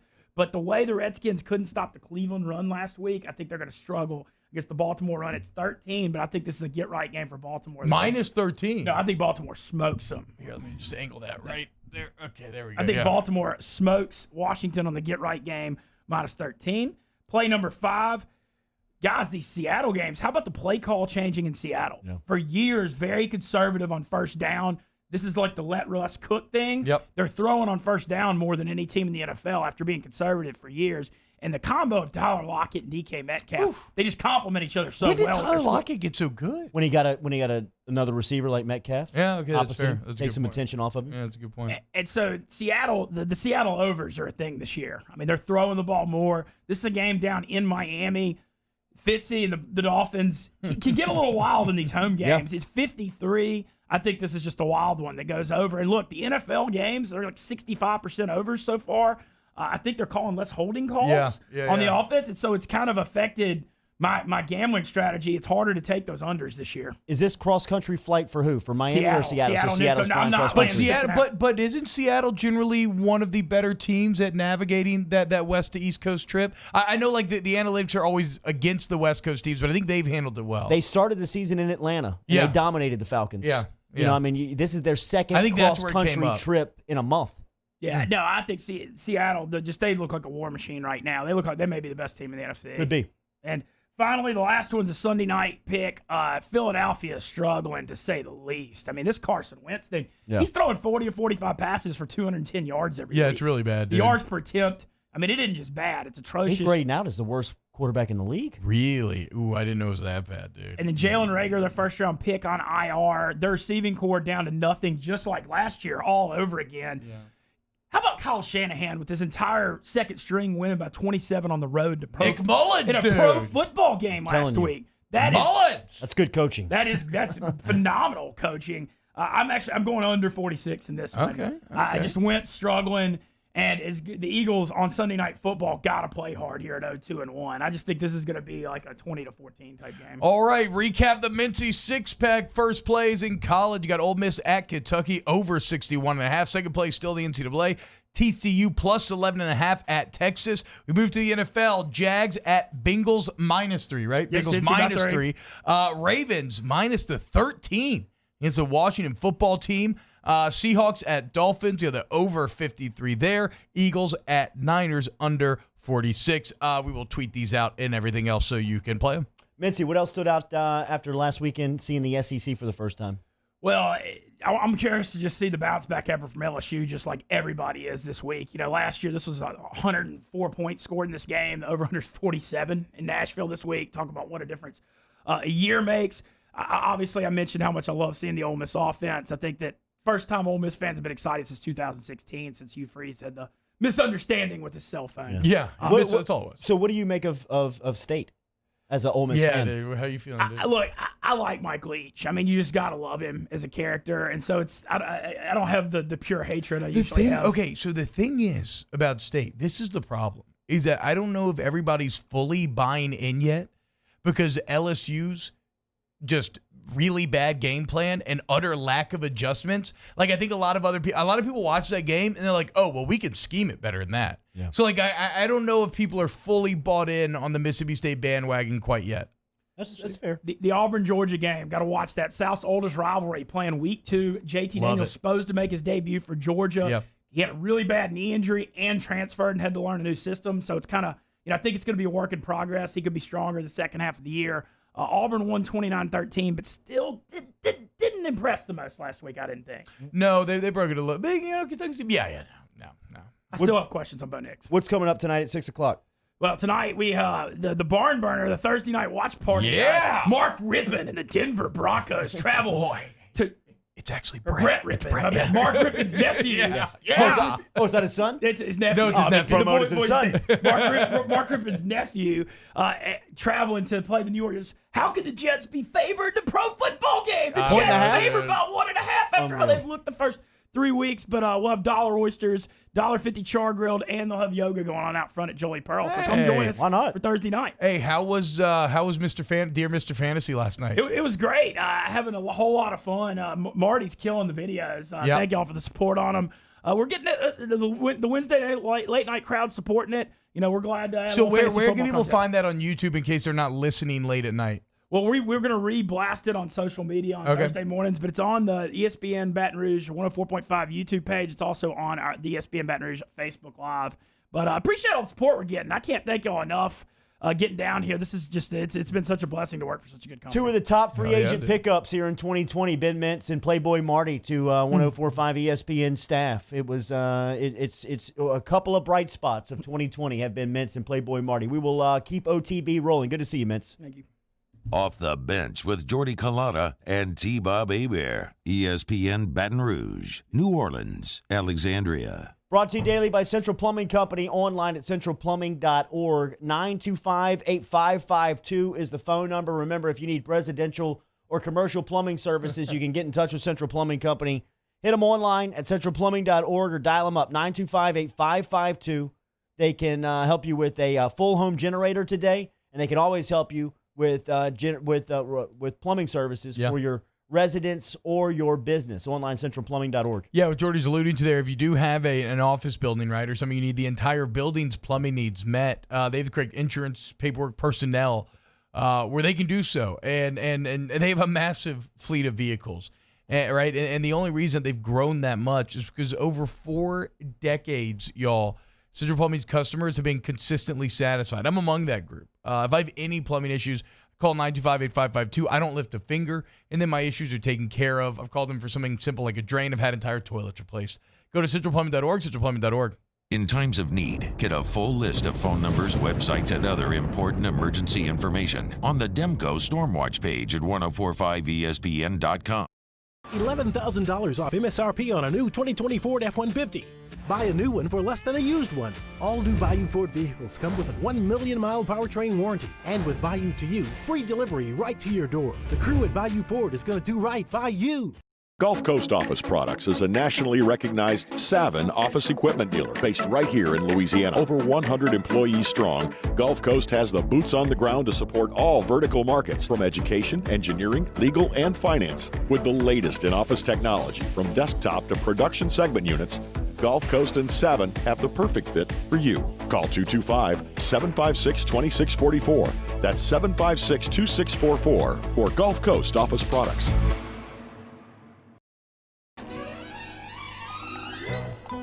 Le posso offrire un caffè?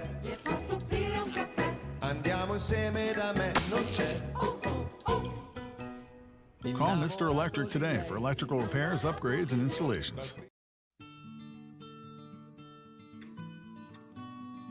This is a house call. This is a follow-up appointment. This is a diabetes checkup. This isn't just more convenient care, it's more advanced care. This is innovating healthcare at Louisiana's #1 hospital, Ochsner.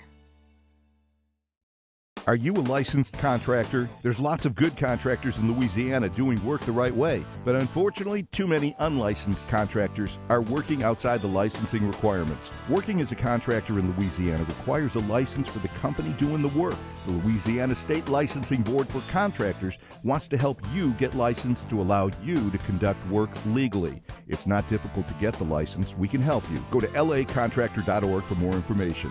Licensed contractors, it's the law.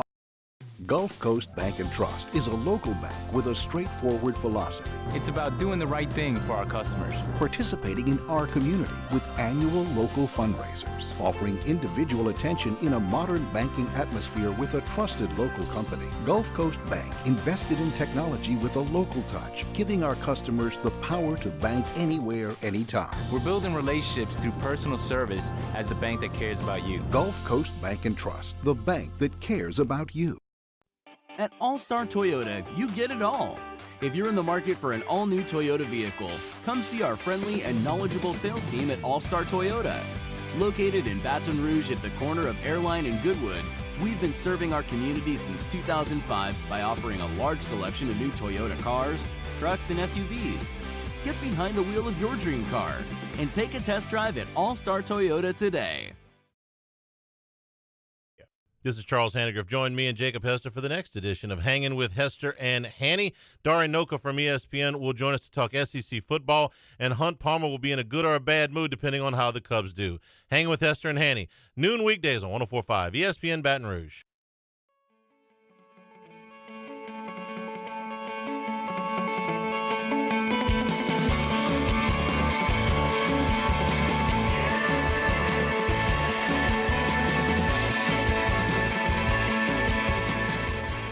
All-Star Toyota presents Off the Bench with Jordy Collada and T-Bob Hebert. ESPN Baton Rouge, New Orleans, Alexandria. First day of spooky season here as T-Bob is putting together a slumber party at Guarantee Media. You want to be involved? I feel like we're committed now, dude. We brought it on air. I feel like we're committed. Not we. I told you about my No. experience. I'm saying. I feel like I am committed. River says she's in, so I'm officially committing her. Danny Musso? Danny Musso? No. Danny, it would save I'm you out. a drive. It would save you a drive from New Orleans, right? If you just slept here. It scare your soul out of working here, and you'll never come back. Yeah, no. That's no for me. Oh, that's a no for me, dog. Oh, You're welcome, Dan. It can't just be me and Rivers. Like, I mean, we it gotta could have be. somebody else, It could dude. be. It could be, yeah. It really could. Wow. Okay. I mean, my wife's not gonna do it. That's for damn sure. So what's the deal? Do you start watching scary movies today? Yeah, I'm super pumped. We're gonna get into a lot of scary movie talk in the OT today, but I already have my first movie lined up. I'm gonna watch Cabin in the Woods tonight. It is definitely of the horror comedy genre. I have not seen it since theaters, and it was really fantastic at the time. I don't know if it's directed by him. I believe it's written by Joss Whedon. But who is obviously his resume speaks for itself, and so it's just really fun. And I'm excited to watch again for the first time in theaters. I'm trying to watch one scary movie nearly every day this month, so I'm putting together a huge list, a Spooktober Spooktacular. It's a good name. It's October though. No, it's Spooktober. Okay. Yeah. Spooky season. Scariest movie I've ever seen is Silence of the Lambs. Really? I mean, just as far as had the effect on me that made me turn on the light in the room kind of without putting my body in it first, kind of scraping the wall, finding the light switch, turning it on before I would walk in the room. You could feel him with those night vision goggles just The creeping night vision behind goggles you, dude. got me. It's You an could hear him all-timer. breathing. I mean, it's an all-time scene. It almost kind of lost my Good Samaritan ways because of the way he asked the young lady to help him move the couch into the van. Dude, and that he is- asks her to jump into the van first, and then he slams the couch in there, keeps her in there, kidnaps her from the scene. That is such a good point. Horror movies ruin so many Good Samaritan type of things. Like, that's always how they get you. They invite you to, like, oh, I need help with this, or like, oh, I'm hitchhiking, or I need this or that. The next thing you know, you're dead. Next thing you know, you're kidnapped because you just wanted to be the nice guy. And then you're a skin suit, and you're putting lotion on your skin, and he's doing the mangina thing and dancing around and talking to himself in a mirror. You're playing with a poodle in a well. Yeah. Oh, man, what a good movie, dude. Great movie. Silence of the Lambs on the list. Scariest movie ever for me. As a child, it was no doubt Scream, which is funny because Scream's like a comedy Yeah, it now. is a I comedy realize, now. right? Yeah. But, like, I remember Scream terrified me to the point where I couldn't sleep for nights.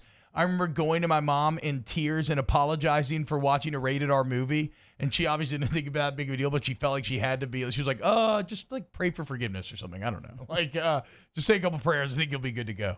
But Wasn't and look, this I'm searching inside the Bayou Ford chat app, and I see that Avo Marzawanian, who just posted that the Blair Witch, when it came out, was pretty scary.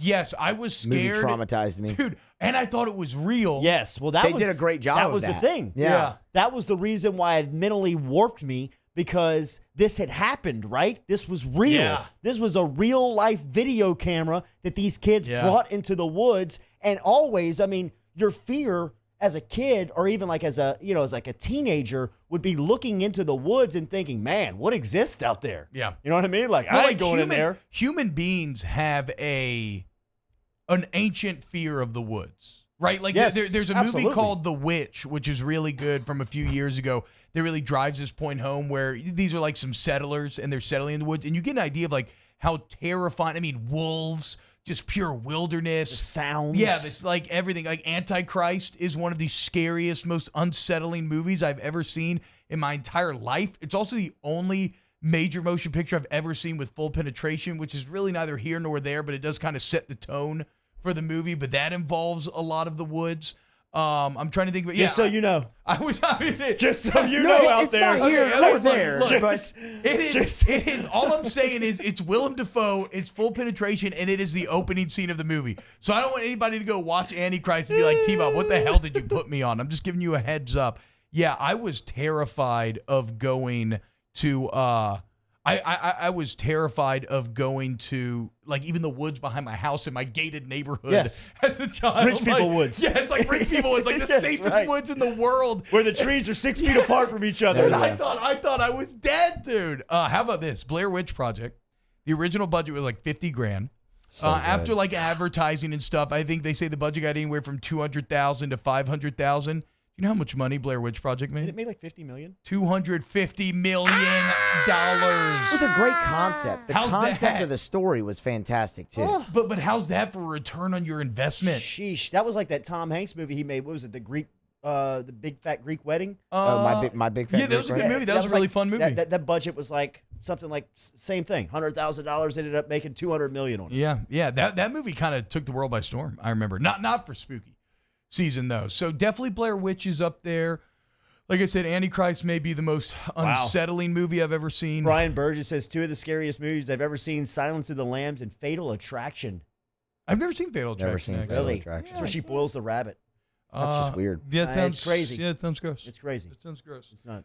So we'll get into though later. Like I'm trying to put my list together, so I want to explore it. And then there are like 2 separate categories, right? There's your actual scary movies, and then there's like fun scary, right? Like I love like a Shaun of the Dead, Cabin in the Woods is in there, Drag Me to Hell is in there, Nick Cage's version of The Wicker Man, which is unintentionally hilarious. I saw it in theaters and had no clue what I was watching, and I got Scream on that list as well. All right, we got sound from Ogeron last night. Speaking of spooky season, T, what scares you about LSU football? Well, I mean, the fact, the game plan. I mean, still the game plan from week 1 scares me. Not as much offensively, although I think that left a bit to be desired as well when you look at how they started to figure out the second half. But again, I can't get over that Seth Galina PFF article where he talks about how Chris Peterson had laid out the game plan. That Washington football team, 80% of the time in 2 games against Leach under Peterson, they rushed only 3 passers. They held Leach's teams to 500 passing yards, 0 touchdowns, 5 picks. And I know that that's not the style of defense that LSU wants to run. And I know that obviously they thought that their personnel would allow them to run something else, kind of run what they wanted. I still would have loved for that to at least be your backup plan, right? I would have loved for you to have that contingency plan in your back pocket, and they just didn't have that. So I'm worried about the scheme that we saw game 1. It was just not a very good start for your new defensive coordinator who's paid over $2 million. I'm worried about the left tackle position. I'm still a little scared of that. You talked about how good Vandy's defense was last week. And look, if there's one way to make any quarterback look bad, much less one who is still struggling with the timing and the decision-making, your left tackle being bad is going to really hurt you. Like, because then you have to start keeping guys in protection.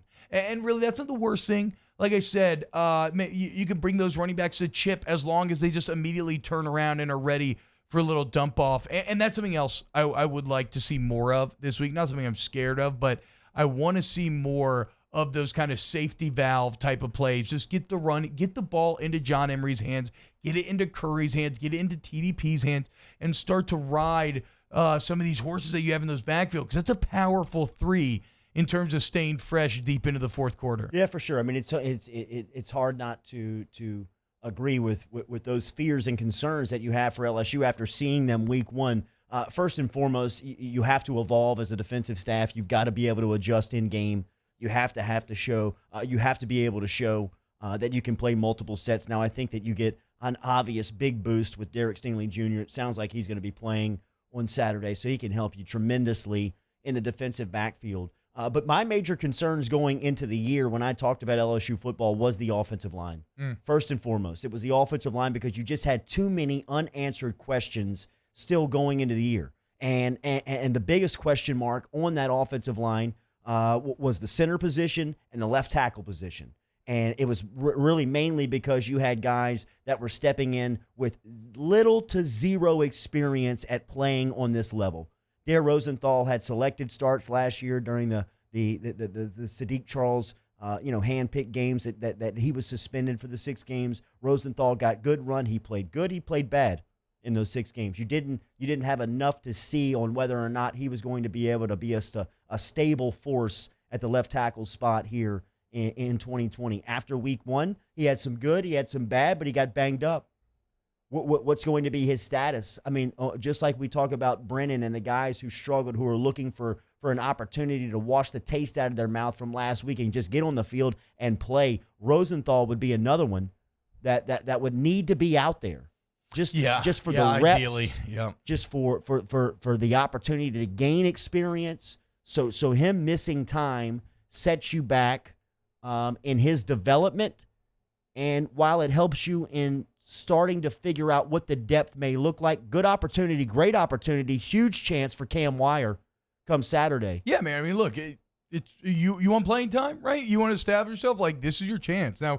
And coaches don't always get it right? Like, a lot of times I am of the mind that, look, if he's not playing for a reason. But sometimes you put a guy in a game and something clicks. Like, some guys are gamers. We'll see if that's Cam Wire or not. One of my big fears, Jordy, is what if the offense comes out and goes 3 now? Because there's going to be so much pressure on that first series to show improvement immediately. And granted, as a player, I don't know that this necessarily has as big of an impact that it's going to feel for us as fans watching. But, like, yeah, if they come out and they go 3 and out immediately and they look really rough, you're going to see a lot of people kind of throwing their hands in the air and, oh, this sucks, that. So I'm putting max effort into scripting that first series. Right? Even Adam Gase managed to find a way to score on the first series last week before he recognized he was Adam Gase. And so you need to do everything you can to have success drive number 1. All right, we will talk to Chad Durbin, switch it up a little bit, talk MLB baseball next. Off the Bench with Kalana and T-Bob. Brought to you daily by All-Star Toyota. Remember, All-Star Toyota is online at allstartoyotaofbatonrouge.com. Get in touch with the crew over there. If you're looking for brand new car inventory, search them online at allstartoyotaofbatonrouge.com. They're located on Goodwood and Airline, where they've been since 2005. Easy to get there from Goodwood if you want to just whip in. Quick entry point there across the street from the Old Women's Hospital. Stop in for a service call today with Tommy Wagaspack. Ask for Aaron Piku in the sales department. Piku's got great selections of brand new car inventory, pre-owned and certified cars that you can get over there. Remember, you can buy a car, lease a car, rent a car from All-Star Toyota. Find out more information online at allstartoyotaofbatonrouge.com. allstartoyotaofbatonrouge.com, allstartoyotaofbatonrouge.com. You know them. We love them. They support us. You should support them if you're into that sort of thing. If you need a new vehicle like I did, I went to All-Star Toyota. I let them help find me the minivan of my dreams. It has quite literally changed my life. I love it. Go to allstartoyotaofbatonrouge.com today. Off the Bench, hanging with Esther and Hanny. After further review and more are all live daily on the 104.5 ESPN Baton Rouge YouTube channel. Subscribe now to interact with us inside the live chat driven by Bayou Ford. Are you a licensed contractor? There's lots of good contractors in Louisiana doing work the right way, but unfortunately, too many unlicensed contractors are working outside the licensing requirements. Working as a contractor in Louisiana requires a license for the company doing the work. The Louisiana State Licensing Board for Contractors wants to help you get licensed to allow you to conduct work legally. It's not difficult to get the license. We can help you. Go to lacontractor.org for more information. Licensed contractors, it's the law. At All Star Toyota, you get it all. If you're in the market for an all-new Toyota vehicle, come see our friendly and knowledgeable sales team at All Star Toyota. Located in Baton Rouge at the corner of Airline and Goodwood, we've been serving our community since 2005 by offering a large selection of new Toyota cars, trucks, and SUVs. Get behind the wheel of your dream car and take a test drive at All Star Toyota today. Service Master Elite create clean, disinfected work environments. As a local business, we take pride in serving the New Orleans and Baton Rouge areas. Our cleaning protocols follow CDC and OSHA standards for healthcare settings, offices, senior living, restaurants, and industrial plants. Contact Service Master Elite to get your operation ready for reopening with germ disinfection cleaning. Service Master Elite, the trusted choice in professional cleaning since 1996. To all of our heroes working on the front lines of this COVID-19 pandemic, your bravery and selflessness represent the very best of us, and we want to say thank you. I'm asking everyone around the state to join me in celebrating the heroism of our healthcare professionals on the 19th of every month at 1900 hours, that's 7 p.m. Write a note of appreciation, make plans to donate to charitable organizations, or say a prayer. To learn more, visit 19thanks.org. Thank you, and God bless. This isn't just another day, it's so much more. Kelly's life was put on hold when her auctioneer primary care doctor discovered a rare blood disorder. Her doctor connected her to an auctioneer care team of cancer, heart, and kidney specialists. With multiple primary care locations around Baton Rouge, same-day appointments, and online scheduling, we're relentless about keeping you healthy. Auctioneer Baton Rouge, innovating healthcare for Kelly. When you want the best of Louisiana, you don't go to a superstore. We know what we like, and we like it local. Same goes for banking. As one of Louisiana's largest local banks, we offer homegrown services crafted around you. Gulf Coast Bank, the bank that cares about you.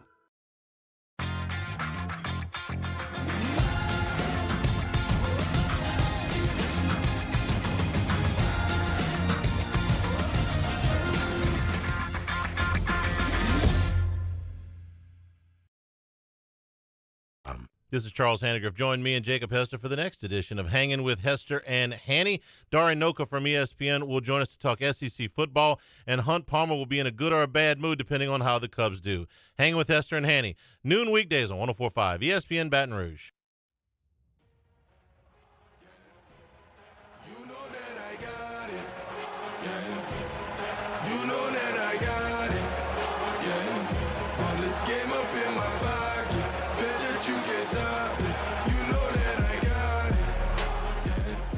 All-Star Toyota presents Off the Bench with Jordy Collada and T-Bob Hebert. ESPN Baton Rouge, New Orleans, Alexandria.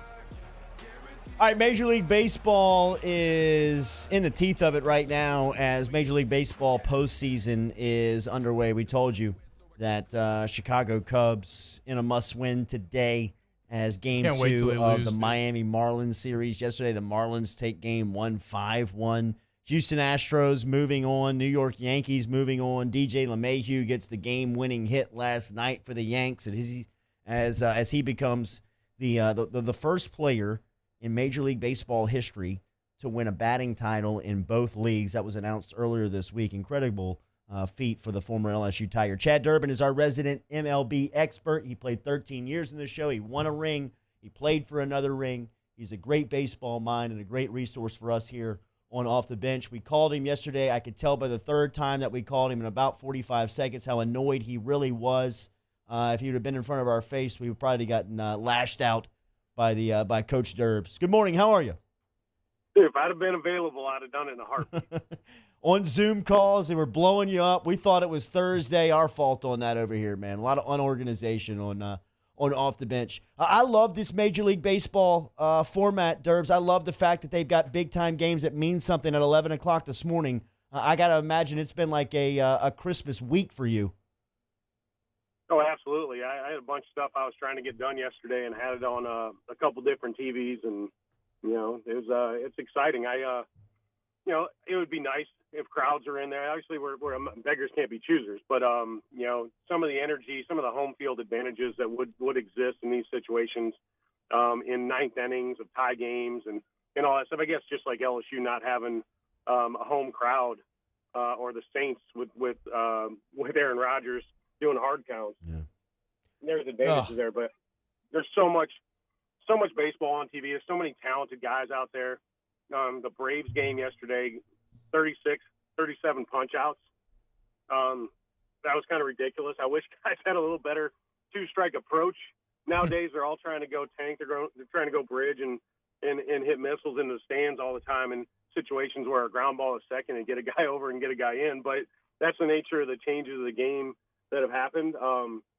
But some really good baseball played yesterday. The Astros coming out with a chip on their shoulder, which you kind of have to expect. Some of the guys they're world champions. They're great players, and they're stepping up. And the Twins are one of the best teams in baseball, and they're going home. So I enjoyed watching them play with energy. Correa, guys stepped up. The Cubs lost. Obviously, that one stings for some folks. I covered, try to touch on the Astros and Cubs right away because I think the majority of the listener base, those are their teams. You have the Yankees who clinched, beat the Indians, who I thought the Indians had a chance to win it all. They've got excellent pitching, veteran players that go out there and young talent, and the Yankees just bumped them. DJ, yesterday, Shane Bieber is going to be the Cy Young Award winner in the AL. First pitch of the game, or I think it might have been the third pitch, line drive to right field. He leads off with a base hit, and then, Judge goes oppo tank for a 2-run homer, and it just kind of set the tone. Hey, you're not going to beat us, Cy. You're going to have to go. We're going to have to play baseball today. And, so it's been fun to watch these young guys that are really talented step up in huge – some guys are making their major league debut in a playoff series. Damn. Yeah, so it's been really interesting. It's totally different than it ever has been. 16 teams playing 8 games on yesterday. Just impressive to see how these teams are organizing and doing things a little bit different because of the scenario. I mean, it's win or go home for teams today that are in 1-1, 1-win, 1-loss situation. And the Brewers-Dodgers last night, I was up late watching that one. The Dodgers are just a really, really good team, and the Brewers kind of look like they're limping in. So you don't have to expound on this if there's no great answer, but how is it possible to lose 18 playoff games in a row like the Minnesota Twins have done? Man, running into hot teams, not being able to close out games. But yeah, 18 in a row, it almost feels like you have to try to do that. Obviously they're not. But yeah, it's sad because that is a great baseball town. It's a great franchise. I've had great players run through there. And when you don't make deep runs in the playoffs, general managers and managers of the team and star players don't get re-signed because you have to shift and try to rebuild sometimes. And so, that's not just a linear thing. That's got, some depth and breadth to it. But yeah, that's a great organization. It kind of stinks not to see them go deep into a couple playoffs. Derbs, I heard an explanation on DJ LeMahieu the other day about what he accomplished in getting the batting title in both the AL and NL, being an outlier because today's stars are more prudent to be traded or more prudent to sign with other teams. But can you give us an idea of somebody who played at that level, the highest level of baseball for over a decade and plus like you did to what DJ LeMahieu has accomplished since getting that award last Sunday? Well, from the get-go, if you really think about it, he came to LSU not being from this region to go get challenged. I want to play where the best play and see whether or not I can go at the guys that are going to be the best, players in the country in the SEC, get drafted, take it on the chin going to second base when Paul Mainieri said, hey, this is where I think you need to play. This is where you're going to play in the big leagues. And instead of pouting, instead of, tuck and tail or hitting the transfer portal if there was one back then, he just said, you know what, I'm just going to go to work and be the best second baseman LSU has and the best one in the country. And he kind of did it. And then he went to the pro level, did the same thing. He's just, he loves the process. He's not a good hitter. He's a great hitter. He might at the end of the day be the best, hitter to ever come out of LSU in the history of LSU baseball, which is saying something. Right now it's hard to argue for anybody else. The guys won batting titles in each league, and to win a batting title isn't he's had many years where he's hit 320, 330, and he's been forgotten about because he doesn't have 25 homers and 100 RBIs. But he's a great guy in the clubhouse. All he wants to do is win. You can see the excitement when they closed out last night. I mean, he got the big hit to drive in the 10th run to make it 10-9, and then to bring Chapman in to close it out. But he's just when you see him, when you meet him, to see him have grown from 18 years old to the man he is now, he's just a professional about everything he does. He'll take the time out for the kids. He's a family guy. I mean, he's just, he's a guy you want on your team and in that dugout every and any day. Dodgers won 4-2 last night. They're the top overall seed in the postseason. Anyone you've seen up until this point? I know it's very, very early in the process, but anybody you've seen that looks like the favorite outside of L.A.? The Yankees look really good. They've got Garrett Cole, who went out and did Garrett Cole things. They didn't pay him to go out and be Cy Young during the year. They would love it. It's a bonus. But if he goes out and pitches like that in the playoffs, that's what they're paying him all that money for. They're looking for rings. They don't care about what he does during the regular season. Just be good and stay healthy, and we'll be ready for you. I think the Reds were sneaky. They needed to win that game yesterday. The Braves, are sneaky good this year. I mean, obviously the record's great, and they probably have the MVP in Freddie Freeman, who got the walk-off hit yesterday. They're going to be really tough to beat also. And then I would never sleep on the St. Louis Cardinals in any postseason because they just know how to win. And they do it every year, whether they're the last guy in or they're the first guy in. They've got kind of that same feel as when the Dodgers or the Astros or the Yankees walk on the field in this last 5-6 years. They're going to win, and you're going to have to beat them. They're not going to beat themselves. Talking to Chad Durbin here on 104.5 ESPN. I know you're very close with the Braves, Chad. What do you think that meant for Freddie Freeman getting that walk-off after what was a record-setting, low-scoring game up to that 13th inning? And he was a young kid in 2012 when I was there, Chipper's last year. I remember Chipper kind of making a point to some of the veterans, David Ross and myself, and he's just telling everybody, hey, that guy's going to the Hall of Fame. And we're looking at him. He's still a little goofy. He's still young, but he has he's 5 tools. And at the time, he has his routines already in the cage on T-Work. You can YouTube those. MLB Network covered it. And if you have kids that are playing baseball, that's what T-Work looks like. And if he takes his T-Work to that level, he takes his glove work in early work at first base like that. He's a teammate like that. He's got a great sense of humor when things don't go well. He handled injuries well. He's a family guy. I mean, he's a lot about baseball that is right, and I would follow everything he's doing. He's a talented young man, and I guess he's not as young as he used to be. Neither am I. But I can't help but pull for individuals still. I'm a little more team-oriented now that I'm pulled away from the game. But guys I played with or guys that I know that put in the work, that are great individuals, it's hard not to pull for him, and he's one of those guys. Freddie Freeman with the walk-off winner last night in the 13th for Atlanta as they advance. These Major League Baseball playoffs have been fantastic. We go to Chad Durbin for the insight every week here on Off the Bench. Have a great weekend, Durbs. We'll talk to you next Thursday. Hey, Promise. Good luck tonight. Flag football. Big deal. Need it, bro. A little bounce back. Are y'all squaring up with one another? No. Oh, okay. Durbs a consultant. Durbs is a consultant for the Bulldogs. He's a close member out of the hour 2 Shadow next. staff? So close out he's on the Shadow staff. Durbs, we would appreciate that off the air. Thank you. Yeah, y'all are looking to bounce back, huh? I mean, shut up. Rough week for y'all. Off the Bench with Kalata and T-Bob. Losing on the final play. Brought to you daily by Landwine Insurance Agency, LANOIXagency.com. Enough from you over there. LANOIXagency.com. That's my bad, Moose. Get in touch with them for auto insurance, home insurance, flood insurance, business insurance. BG, Randy, David, the boys. 749-5640 is the phone number. LANOIXagency.com. LANOIXagency.com. LANOIXagency.com. Get all of your insurance needs taken care of without you lifting a finger, right? They're going to customize a policy for exactly what you need, where you're at in your life. And then the best part is they're going to actively work to save you money, man. They called me up earlier this year during the pandemic when you need it most. Hey, we found you a way to save you a few $100s. Hell yeah, man. I'm in. So if you don't have that attention to detail, if you don't have that customer service, if you don't have that somebody working with your best interest at heart, maybe you think you do, but is it as good as it could be? Call up Lanois. Figure it out. Go to LanoisHC.com, LanoisHC.com. Our listeners fire up their opinions on the JimsFirearms.net hotline at 499-1045. Keep listening for your next chance to shoot us your thoughts with the JimsFirearms.net hotline on 1045 ESPN Baton Rouge. When it's clearance time, smart customers rush to Richards Honda because all your favorite Honda models are at fantastic prices.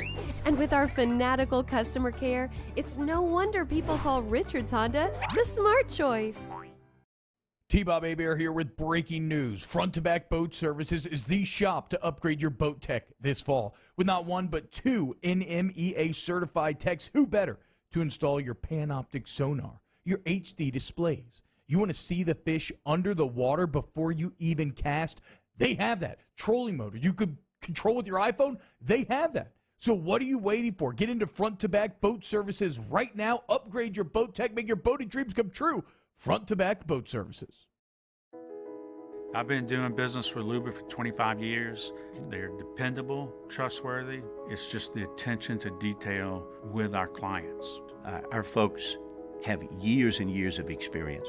They're highly trained professionals. But many companies have that asset.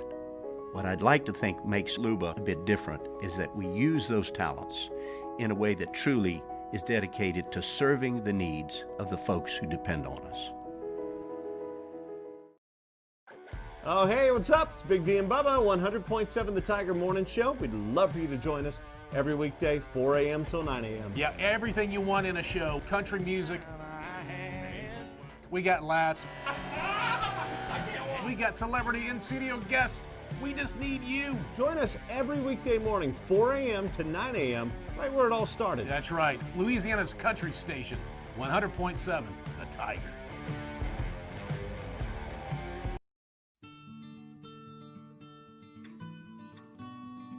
This is a house call. This is a follow-up appointment. This is a diabetes checkup. This isn't just more convenient care, it's more advanced care. This is innovating healthcare at Louisiana's #1 hospital, Auctioner. Are you a licensed contractor? There's lots of good contractors in Louisiana doing work the right way, but unfortunately, too many unlicensed contractors are working outside the licensing requirements. Working as a contractor in Louisiana requires a license for the company doing the work. The Louisiana State Licensing Board for Contractors wants to help you get licensed to allow you to conduct work legally. It's not difficult to get the license. We can help you. Go to lacontractor.org for more information. Licensed contractors, it's the law. Your Honda needs some TLC, and Richards Honda is the smart place to get it. With oil changes at just $39. And with so many service bays, you'll be in and out super fast. Schedule your appointment today at richardshonda.com. This is Charles Hannegriff. Join me and Jacob Hester for the next edition of Hanging with Hester and Hanny. Darian Noka from ESPN will join us to talk SEC football, and Hunt Palmer will be in a good or a bad mood depending on how the Cubs do. Hanging with Hester and Hanny, noon weekdays on 104.5 ESPN Baton Rouge.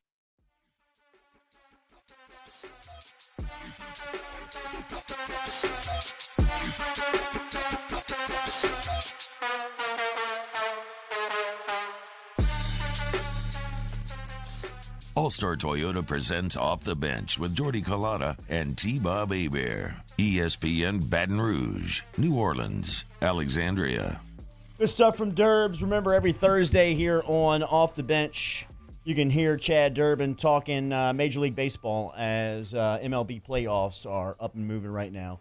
Derbs is fantastic, as he is a great resource for us every week here on Off the Bench, where we're brought to you by Go Roof. Remember, online at GEAUXroof.com, as the boys over there can help you with your roofing needs today, residential or commercial roofing and repair. 927-8300 is the phone number. You can call this morning for a free professional estimate.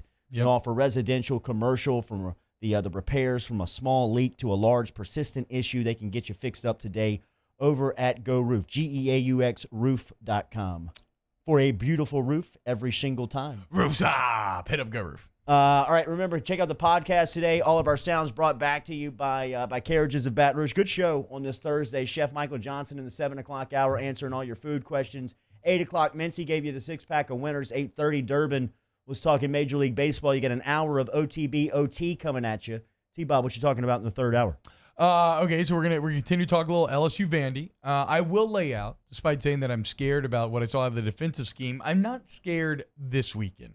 I will lay out why I think this LSU defense will not just play well on Saturday. I think they are going to dominate on Saturday.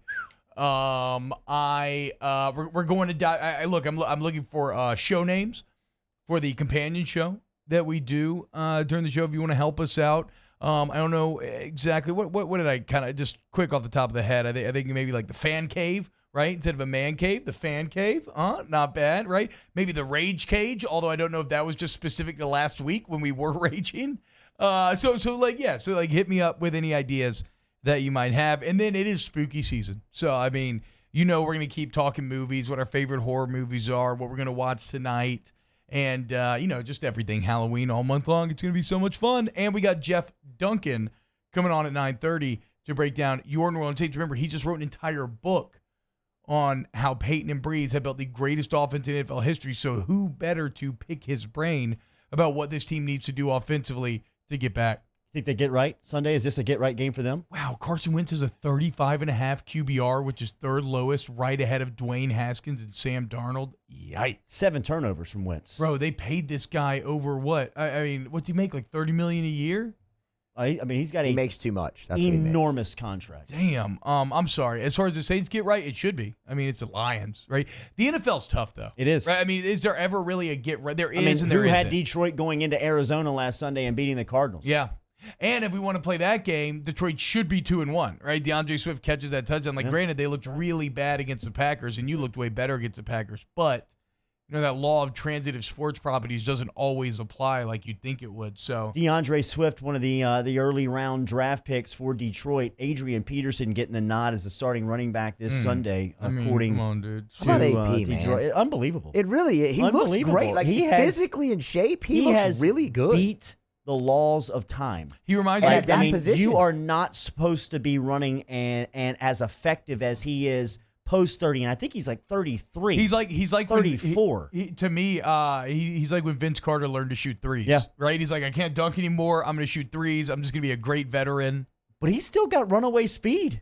That's the thing. Like he's still got he's a weapon. Well, also, didn't his financial people completely screw him over? And that's why he's still playing. So unfortunately for him, he has to. So unfortunate because a guy who has, I'd imagine, banged up knees is playing extended time because of what his financial guys did to him. All right. Off the bench with Kalana and T-Bob. I screwed that up, Moose. Brought to you daily by Ochsner. Remember, Ochsner Sports Medicine. You can find them online at ochsner.org. 3 locations, great locations in New Orleans, Covington, and Baton Rouge. Get in touch with Ochsner this morning. Doesn't matter if you're an elite athlete, if you're a professional athlete, a weekend warrior, an ancient athlete, anywhere in between. Ochsner Sports Medicine wants to get you back into competition as quickly and safely as possible. They can do that all under one roof over at Ochsner. Covington on Ochsner Boulevard, Baton Rouge and the Grove Boulevard, down in New Orleans on Clearview Parkway. Everything's online at ochsner.org. Speaking of knees, Emil says Frank Gore deserves some love for surviving an Adam Gates offense. I agree. If you have any knee troubles, who would you rather go to than Ochsner? Not only are the actual surgical process is going to be the best, but how about the physical therapy? These facilities and the therapists themselves are unreal, y'all. It is as professional as you can get. The same thing that the pros use. Go to ochsner.org, ochsner.org. I've been doing business with Luba for 25 years.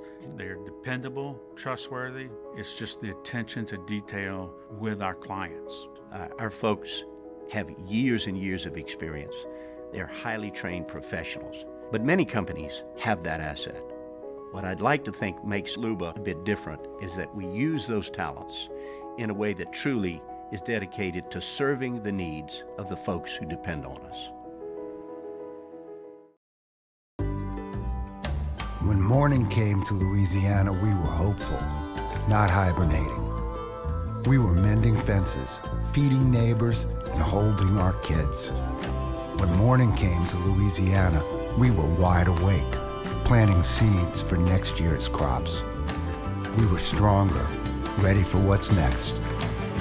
And together, as we build anew, Blue Cross stands ready to support you. Gulf Coast Bank and Trust is a local bank with a straightforward philosophy. It's about doing the right thing for our customers. Participating in our community with annual local fundraisers. Offering individual attention in a modern banking atmosphere with a trusted local company. Gulf Coast Bank invested in technology with a local touch, giving our customers the power to bank anywhere, anytime. We're building relationships through personal service as the bank that cares about you. Gulf Coast Bank and Trust, the bank that cares about you. ServiceMaster Elite create clean, disinfected work environments. As a local business, we take pride in serving the New Orleans and Baton Rouge areas. Our cleaning protocols follow CDC and OSHA standards for healthcare settings, offices, senior living, restaurants, and industrial plants. Contact ServiceMaster Elite to get your operation ready for reopening with germ disinfection cleaning. ServiceMaster Elite, the trusted choice in professional cleaning since 1996.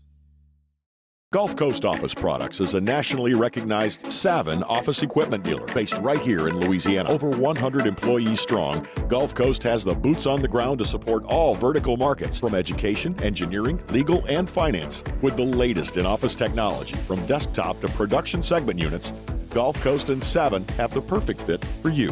Call 225-756-2644. That's 756-2644 for Gulf Coast Office Products. At All-Star Toyota, you get it all. If you're in the market for an all-new Toyota vehicle, come see our friendly and knowledgeable sales team at All-Star Toyota. Located in Baton Rouge at the corner of Airline and Goodwood, we've been serving our community since 2005 by offering a large selection of new Toyota cars, trucks, and SUVs. Get behind the wheel of your dream car and take a test drive at All-Star Toyota today.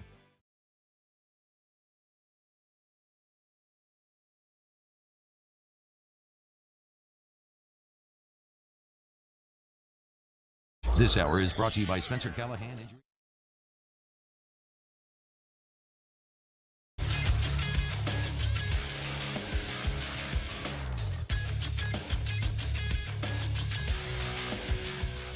Good morning. It's 9 a.m. Thursday, October 1st. Today in Baton Rouge, expect to see sunny skies with a high of 81. In case you missed hours 1 or 2 of the show, catch that up at the on-demand section at 1045ESPN.com. That's brought to you by Carriages.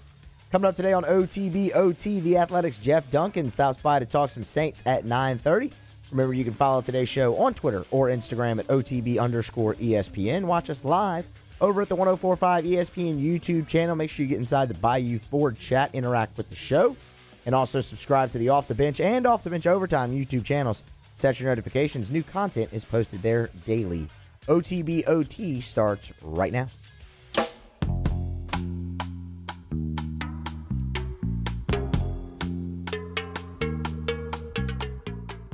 All-Star Toyota presents Off the Bench with Jordy Collada and T-Bob Hebert. ESPN Baton Rouge, New Orleans, Alexandria.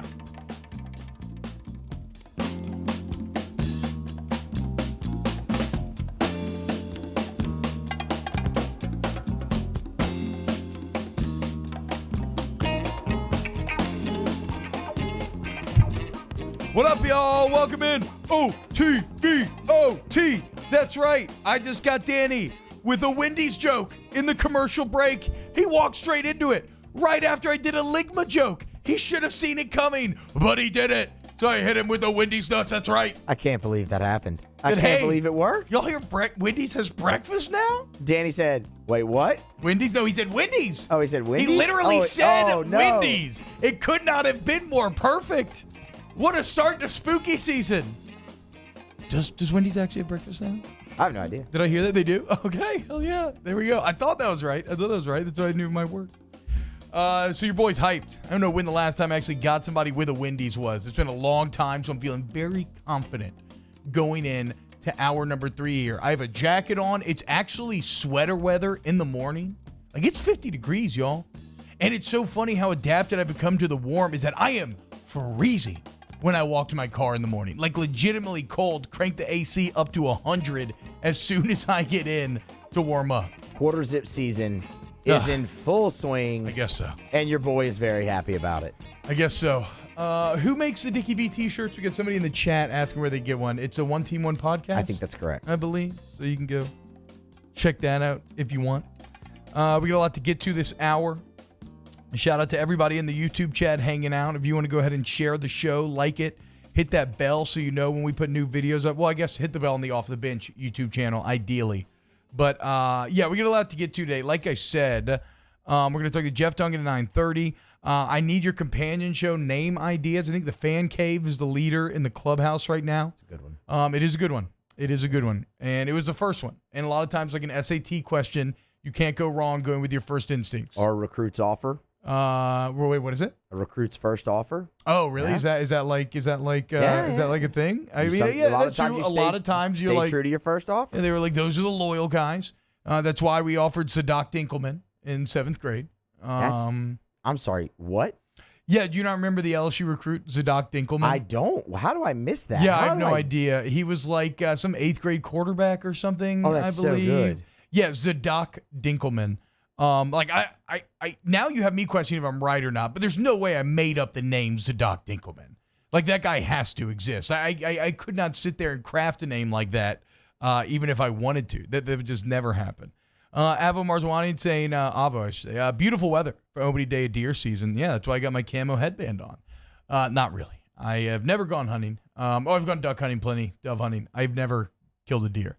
Ideally, I want to. I would like to. I'm very into the idea of bow hunting. I want to go, though, mainly so I can, like, learn to dress the deer, bite the heart, do all of, like, the ancient primal things. It just always falls during football season. So, you know, what are you going to do? I don't know what y'all are talking about in the chat. Emil McClellan says, crazy, stupid love doesn't get the respect it deserves. And you are correct. You were correct. Steve Carell? In that regard. Yep. Steve Carell, Ryan Gosling. That is a pretty good it's movie. It's a damn good movie. Is it Emma Stone. Yeah, that's good. That is a good movie. Emma Stone, when Ryan Gosling takes his shirt off, and she's just like, "Oh my god, like this isn't like you're not even real." I mean, wouldn't we all be like that? I mean, Ryan Gosling's house in Crazy Stupid Love is Cliff Kingsbury's house that we saw at the draft. Same place. Like they Same already place. look alike. They already have so many similar vibes. Oh, okay, chill out. You don't think Kingsbury and Gosling look alike? I don't really. No, not that similar. Okay, bring up. I need a side by side. I need a Kingsbury Gosling side by side. There's a resemblance, but I wouldn't say like that they look alike. I think that Jared Goff looks the most like Ryan Gosling. Surprisingly, I would agree with. He somehow looks like him, but is not nearly as good looking as him. Which I don't really understand where that disconnect is. Maybe it's like some little symmetry in my brain that just isn't quite clicking or something there. But yeah. It's crazy. Okay, wait a minute. Holy hell. Whoa, never mind. Who's who? Who's who between Cliff and Ryan? I don't know. Oh, that's actually impressive. I never saw side by side. Yeah. Oh, that's good. And then if we can, Danny, this is going to be way harder, but if you could track down the picture of Kingsbury's house during draft where he's chilling with his feet propped up, and then maybe look at what Ryan Gosling's house in Crazy Stupid Love looks like, and we'll compare those. So thank you to whoever started us down this Crazy Stupid Love wormhole here. We're also going to talk a lot of horror movie stuff this day, as I'm so excited. I don't know why. I think it's the weather. I'm just so fully bought into this spooky season, and I'm driving to work. I'm listening to the It Follows soundtrack, which has this great synthy, like, bah, bah, bah, bah, bah. It just sticks in your head. It sets the mood. You got this creepy moon hanging in the air. I'm so excited to watch movies. I last night with my daughter, I was showing her a little Halloween Town. Great flick. Great movies. Great movie, especially for a little kid. Still kind of scary for a little kid when what's his name, Barthus or whatever the bad guy is. It's like doing bad guy stuff, but not too scary from him. So yeah, but tonight I'm excited. Put the kids to sleep. Cabin in the Woods, first up on the list tonight. Are y'all going spooky movies tonight? What are you doing? No, I'm go out to dinner and have some beers. But okay, that's fair. That's cool. That's chill. I get it. I forgot what that's like. But I'm sure it's really fun. I don't know what I'm going to watch. Want to come? But, I'm about to say, Danny, I know that you're a movie guy. I know that you're going to be celebrating spooky season, so you just haven't landed on what movie quite yet. Yeah. Okay, favorite... Oh, sorry. Do you have some? No. Favorite scary movie of all time? Would define. I mean, are we just talking which type of scary movie here? Okay, so I am just talking. I mean, there's slasher, psychological thriller. Yeah. There's horror. Yeah, and you have more of a slasher background than I quite realized. You were giving They're quite great. the breakdown of it. They're great. No, okay, let's Love just them. say any genre. It doesn't matter if it's horror, comedy, Tucker and Dale versus Evil. Great horror comedy just popped up in my brain. Definitely check that out this month. Favorite horror movie of all time. Man, that's tough. I don't know if I can. I mean, Well, let's think about it. I'm going The Shining. That's a good one. Hell yeah, man. I love the That's a good cinematography of The Shining. Everything about it. It's pretty unreal. The scene where the elevators open up and it's so silent, it's got the kind of ringing type of feel, and then all that blood starts to pour out. I don't know why. That gets to me. That gets to me really badly. Was that new Shining any good? The Shining sequel? I never saw it. With Ewan McGregor? Obi-Wan Kenobi? Yeah, I never saw it either. All right, so everybody in the chat, let's hear your favorite horror movies of all time. Like I said, I'm trying to put together a list for the entire month. So far, I've got Nightmare on Elm Street, which I love. Y'all ever seen Let the Right One In? Nope. A Swedish vampire flick. Very good. Very Scandinavian in feel. I would highly recommend it. It Follows. If you've never seen It Follows, it's probably my favorite modern horror movie. Basically, the premise is when this thing is following you, no matter where you are at, it can take different forms. It's like a shapeshifter. No matter where you at on planet Earth, this thing is following you at a walking speed, and if it reaches you, you die. Just bottom line. Doesn't matter where you go. But if you have sex with someone, it follows them until it works its way back up the food chain. So it's got like a little STD stuff mixed in there, but it's really well done. It is really good. It's my favorite modern horror movie, so definitely check that out. That is interesting. Very interesting. Very interesting. Get Out is excellent. Alien, the original Alien, not Aliens. Aliens is an action movie. The original Alien is a sci-fi horror movie. And it is one of my favorite movies of all time. I got Rosemary's Baby on here. If you haven't seen Rosemary's Baby back from the 60s, it still holds up today. And one of the funniest parts is, in the movie, they talk about the 90s, right? They're talking about the 90s, and I'm like, whoa, what? They're talking about the 1890s. That's how long ago that this movie was filmed. So it's like a time capsule. It's literally like time travel. Pan's Labyrinth. So if you like horror fantasy, Pan's Labyrinth by Guillermo del Toro is incredible. Of course, we should say the Academy Award-winning Guillermo del Toro after Shape of Water. The Witch, I mentioned earlier this show. I really enjoyed a relatively recent movie. Midsummer, I'm probably not going to watch it again because I just watched it a couple months ago. It's really good. Antichrist remains the single most unsettling horror movie I've ever watched. But again, it is X-rated, so approach that with caution. The Shining's on the list. Great movie. The Exorcist. You know, I finally saw The Exorcist 2 years ago. First time, fully through. That's a creepy movie. It holds up very well. That's a creepy movie. The scope of The Exorcist is much larger than I had realized after kind of like, viewing it through pop culture and then actually sitting down and watching it. 28 Days Later. The Strangers is on my list. Silence of the Lambs, and then I have Halloween on here. No Friday the 13th on here for your boy. I did not like the original Friday the 13th Have you when I seen saw any it. of the other ones yet? No, not really. Actually, this thing you need to go watch 2, 3, 4, 5. That's when it really starts. I think when the Jason character actually gets introduced. Yeah, because he's not even in the first one. It's his mom. Spoiler alert. Well, my bad. Yeah, I guess, but I mean, if you haven't seen the original Friday the 18th from the 70s, yeah, I think that's probably a bigger. Yeah, it's probably a bigger issue than the spoiler. But yeah, no, I mean it's they get better. And then, once you get to like the 7th and 8th one, it's just personally just completely uncalled for that it's still happening. Like in the 8th one, he just goes and kills people in Manhattan. I have such a weird, warped view of Jason. I guess the only real Jason movies I've seen are Freddy vs. Jason. Great movie. And which is really good. Hilarious. And then Jason X. When he's in space. Terrible movie. It's awful. It's just like... And people are getting like sucked out of like the vacuum into the vacuum of space. It's so bad. It's so bad. Yeah. I kind of like that though. Scott Dice saying, how about some of the Living Dead movies? I've never seen Night of the Living Dead. So maybe I need to throw that on the list, right? I mean, you want to talk about an impactful, like, just the impact that movie has had through the ages. I mean, that has to be top 5 of all time. Not older, but like early 2000s, Silent Hill. was pretty quality. Oh, okay, based on the video game. That was a good played movie. It was pretty good. The Hills Have Eyes were good. Okay, somebody saying Exorcism of Emily Rose. That movie's creepy. That movie's Blair Witch creepy. Project. Yeah, I mean, I agree with Blake. Nightmare on Elm Street. That is maybe my favorite of what I would consider kind of like in my mind. I put like Halloween, Jason movies, Nightmare on Elm Street. I put them all in this kind of 80s time capsule. Yeah. And I think that Nightmare on Elm Street is my favorite out of the bunch. Not just because Freddy's baseline thing is terrifying. Like, I mean, because you have to sleep, right? So, like, he's always going to get you. And fighting sleep is one of the worst feelings in the entire world. But I love, again, I don't know. I just love all this the synthy music. Like, it's so odd. But after I watched Nightmare on Elm Street for the first time a few years ago, what I was immediately reminded of was Stranger Things.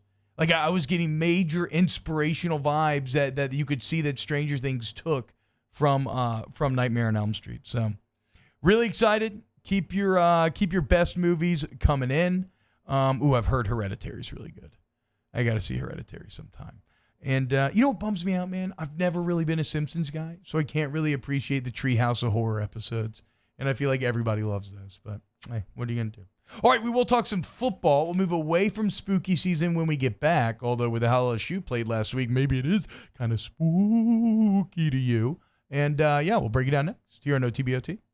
OTB, OT. We opened up the playbook and expanded our coverage. Listen daily in high definition on 98.1 HD2. We are 104.5 ESPN Baton Rouge. Gulf Coast Bank and Trust is giving our customers the power to bank anywhere, anytime during this challenging event. And we're right there with you. Our mobile banking app is a smart way to manage your money and time. Gulf Coast Bank and Trust, the bank that cares about you.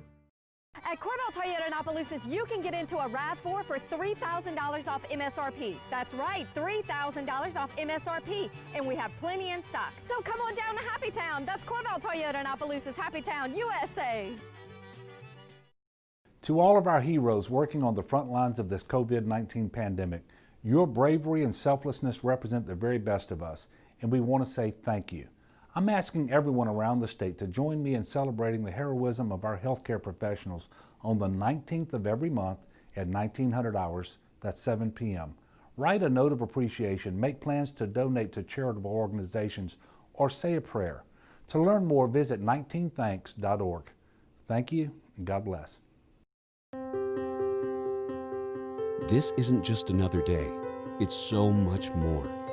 Kelly's life was put on hold when her auctioneer primary care doctor discovered a rare blood disorder. Her doctor connected her to an auctioneer care team of cancer, heart, and kidney specialists.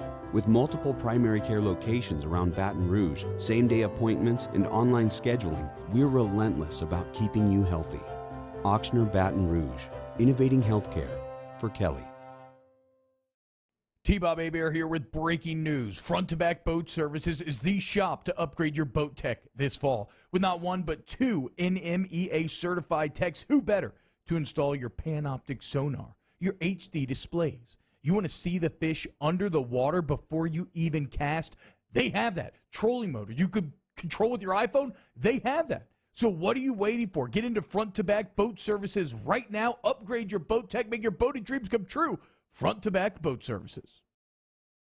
Foundation failure is common in South Louisiana, and that's why homeowners here turn to a local company they can trust, WCK Foundation Repair. WCK is the only company that specializes in drilled piers, the ideal solution for Louisiana's unique soil conditions. WCK is locally owned and operated by a group of professionals with years of experience. Learn more about the signs of foundation failure on WCKFoundationRepair.com. Call for a free estimate. WCK Foundation Repair. Support the home team. I've been doing business with Luba for 25 years. They're dependable, trustworthy. It's just the attention to detail with our clients. Our folks have years and years of experience. They're highly trained professionals. But many companies have that asset. What I'd like to think makes Luba a bit different is that we use those talents in a way that truly is dedicated to serving the needs of the folks who depend on us.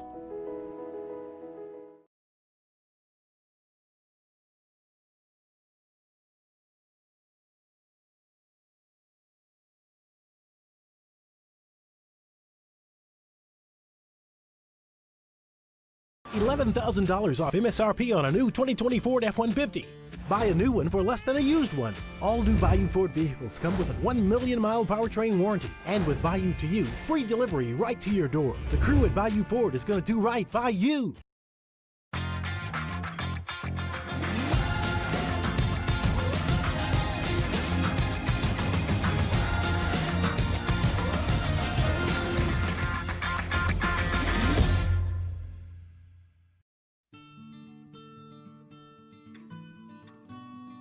This is a house call. This is a follow-up appointment.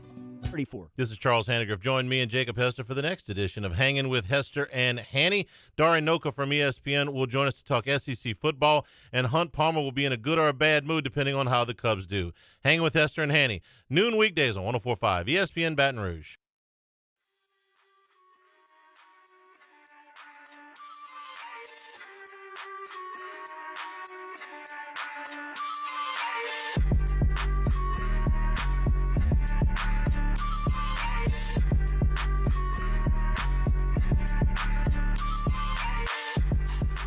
OTB, OT, with T-Bob Hebert, ESPN Baton Rouge, New Orleans, Alexandria. Welcome in. 104.5 ESPN, 100.3, 94 CM, OTB, OT. A lot of great suggestions coming in. Some other movies I forgot about. Funny Games, both the original and the remake, are super unsettling. And that's the type of home invasion stuff that actually really does get to me. If you just want something over the top ridiculous, if you like Nazi scientists, Human Centipede is for you. And then go watch the South Park Human Centipede, and let it be a reminder that we should always read the terms and conditions. Always. Always. Read all of the terms and conditions. Always. Young Frankenstein, I've never seen it. Hereditary, never seen it. Amityville Horrors, both the new and the old are pretty good. Quality. The Descent. Oh, Carrie's Carrie's a good one. I never saw the new Carrie. I haven't seen the new one either, just the old one. The Descent, I remember seeing that in theaters and thinking it was good. I don't remember much about it. It Comes at Night is a really good movie from a couple years ago. And then Quiet Place is, I don't really get a Halloween vibe from Quiet Place, but it is technically like a monster scary movie, and it's really good. Shout out Krasinski and Emily Blunt. What a power couple those two are. All right.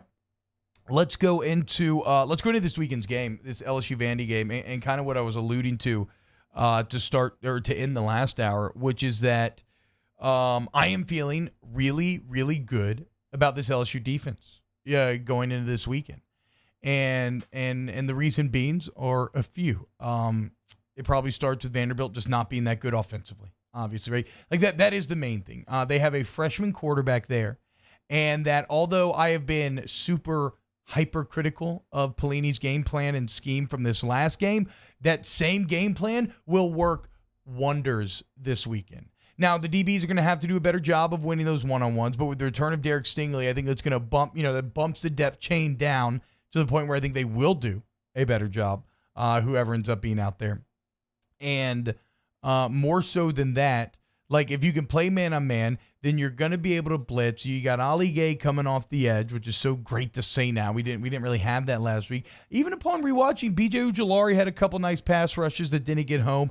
So the overall point is, as we said earlier this week, the baseline aggression was not the problem with last week's game plan because they didn't blitz nearly as much as I thought they did when I rewatched. It was the style of coverage. That style of coverage will play much better against Vanderbilt. I mean, you go from KJ Costello, a dude who's done it on the biggest level, who's a senior, and now you go to a freshman, and you're going to get in his face, and you're going to have the Derek Stingley back. And so, yeah, I think that defensively, this is going to be a huge kind of, okay, we're fine. There's a lot of talent here.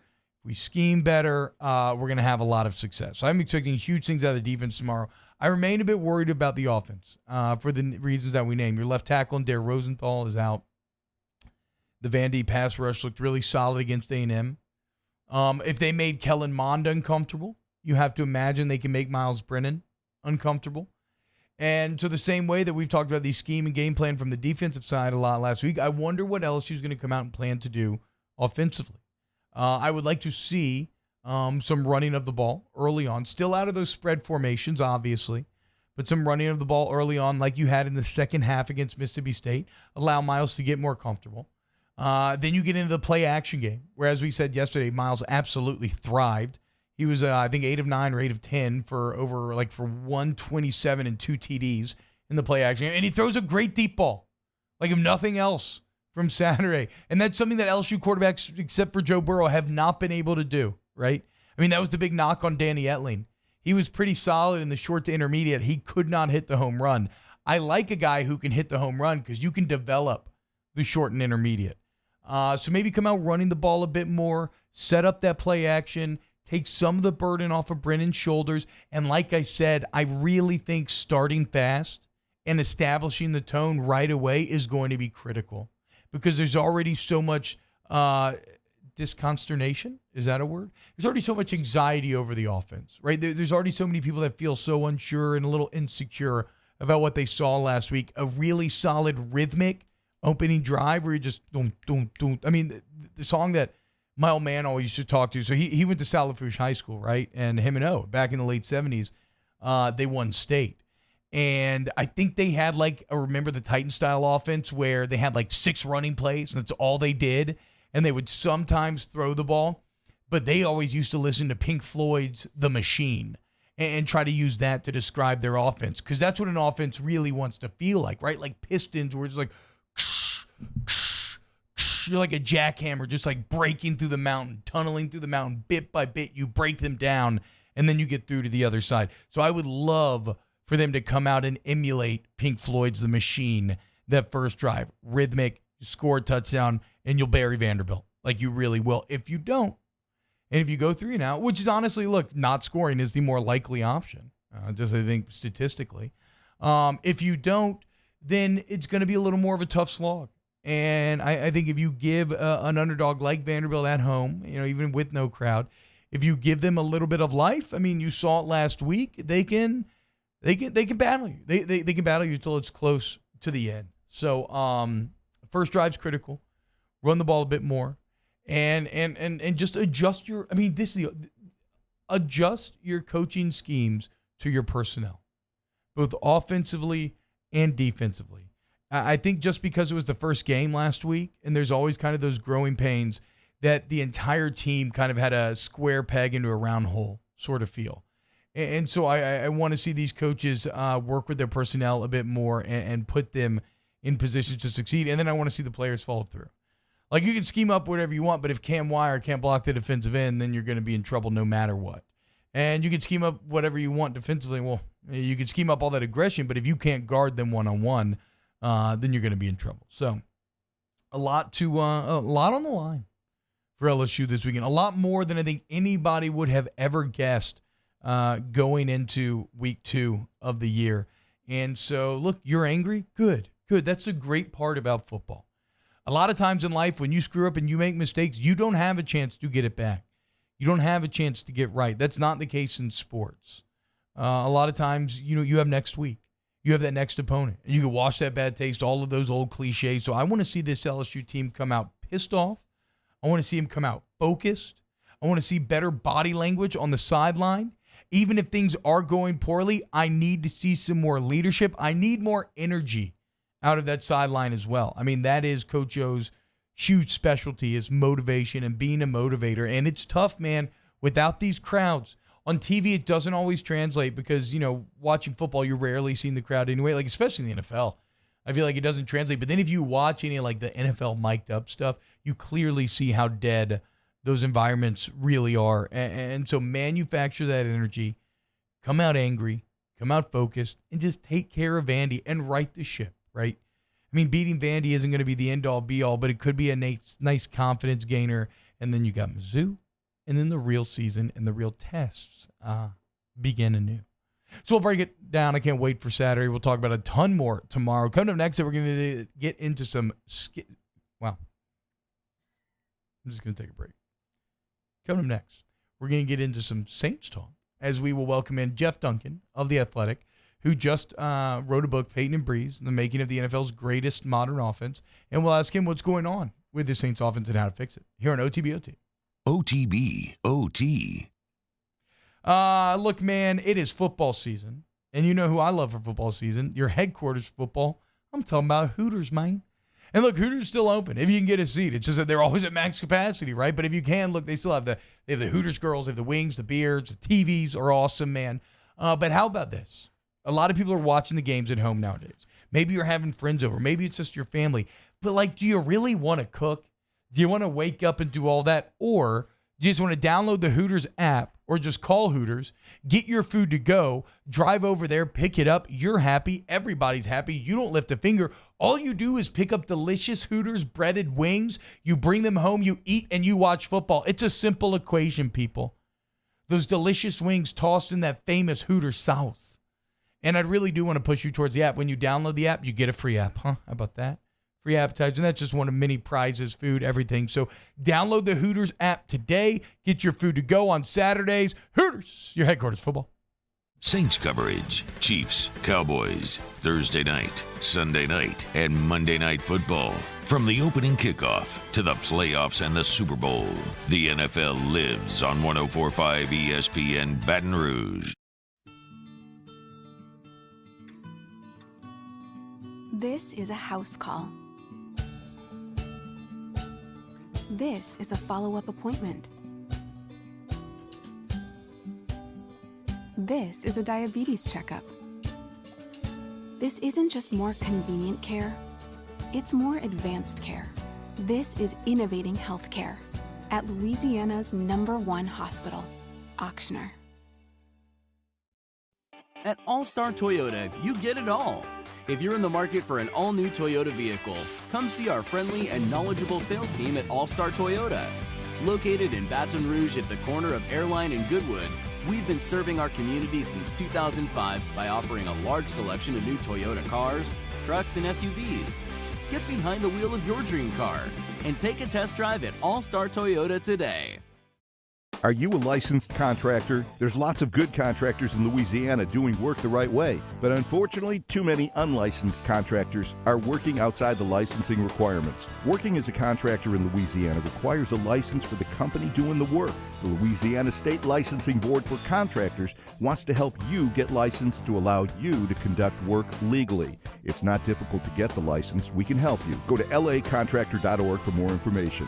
Licensed contractors, it's the law. Gulf Coast Office Products is a nationally recognized Savin office equipment dealer based right here in Louisiana. Over 100 employees strong, Gulf Coast has the boots on the ground to support all vertical markets, from education, engineering, legal, and finance. With the latest in office technology, from desktop to production segment units, Gulf Coast and Savin have the perfect fit for you. Call 225-756-2644. That's 756-2644 for Gulf Coast Office Products.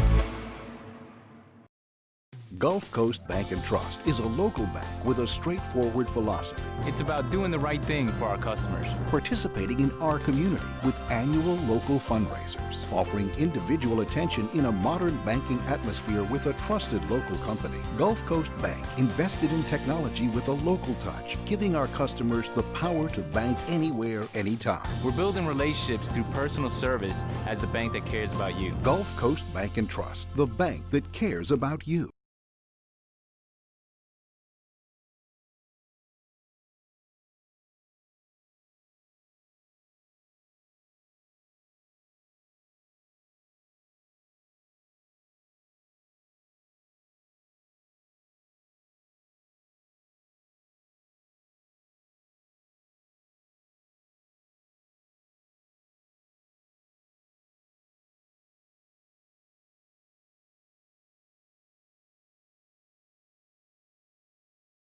This is Charles Hannegriff. Join me and Jacob Hester for the next edition of Hanging with Hester and Hanny. Darian Noka from ESPN will join us to talk SEC football, and Hunt Palmer will be in a good or a bad mood depending on how the Cubs do. Hanging with Hester and Hanny, noon weekdays on 104.5 ESPN Baton Rouge.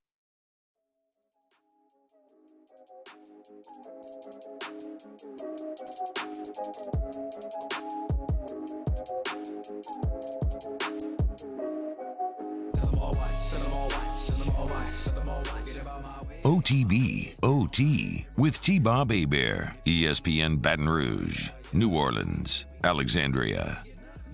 What up? Welcome back, OTB, OT. You already know where we're at. I feel like that fat comedian magician in this headband, if anybody can remind me what that guy's name is. The horror movies are rolling in the chat. Some really good movies that people remind me of. Chad Durbin texting in 7 is a good horror movie. Yeah. What's in the Box? A good one. Solid one. Shout out Spacey. Charles Woodworth mentioning The Grudge. The Ring was very freaky. When I saw The Ring in junior high, a girl passed out hyperventilating behind me halfway through the movie, and they canceled the movie called A Fire Truck. Scary Movie 3 ruined The Ring for me. Scary Movie 3 was excellent. It was fantastic. All the scary movies are really good. All right, right now, let's welcome in my guy, Jeff Duncan. Got a new book out, Peyton and Breeze, and Making of the NFL's Greatest Offense. And who better to talk to about the offense right now than Jeff? Jeff, what's going on, man? How you doing today? Hey, guys, I'm doing great, man. How can you not be doing good in this beautiful, stretch of weather we got right now? I mean, bro, is it not fall or what? It's spooky season. The moon looks awesome. Life is good. I hope that I got the exact title right there, Jeff. I actually just went off the top of the head. But before we dive into talking about the offense, favorite scary movie ever? We've been talking about it all morning. What you got? Oh, man, does Exorcist count? Yeah, hell yeah, dude. I mean, it's a classic. Yeah, to me, that one was just disturbing. It wasn't the kind of, shock you, got to cover your eyes up, like Halloween or Friday the 13th or Nightmare on Elm Street. But that was the most disturbing movie. I remember my brother did a college paper on The Exorcist back when it came out, and there were people working in the movie theaters back then. They quit their jobs because they couldn't sit out in the popcorn stand and listen to the sound of the devil inside. It was that kind of movie. So it's got to be The Exorcist. Yeah, I would have loved. I feel like too we've become desensitized now a bit to that sort of stuff. It still holds up excellently, but I would have loved the same fantasies I have with Star Wars and stuff to be there at the time and the place and experience what it was like. All right, Jeff, let's dive into. Let's go ahead and dive into the Saints offense then, and really the Saints team as a whole. I'm gonna start with this question, and this sounds crazy, but I don't know if it's true or not.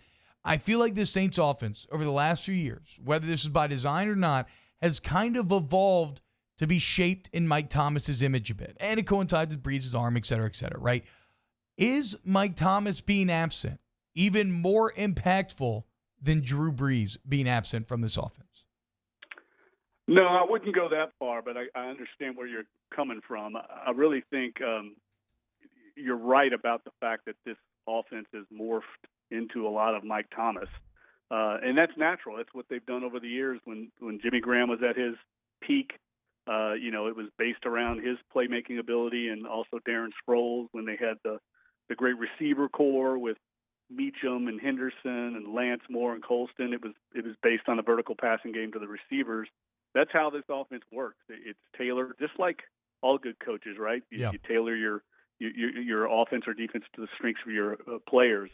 And Mike Thomas, certainly missing, forced this offensive staff to make some adjustments. But frankly, I think the body of work isn't big enough yet for us to make an overarching,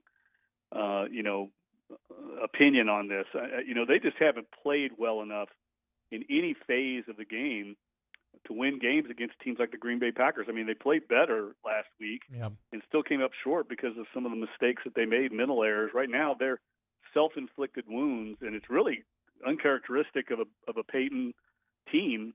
Have killed this team in both sides of the ball. So they've got to get better all the way around because they don't have a great margin for error on offense right now with the way they choose to play.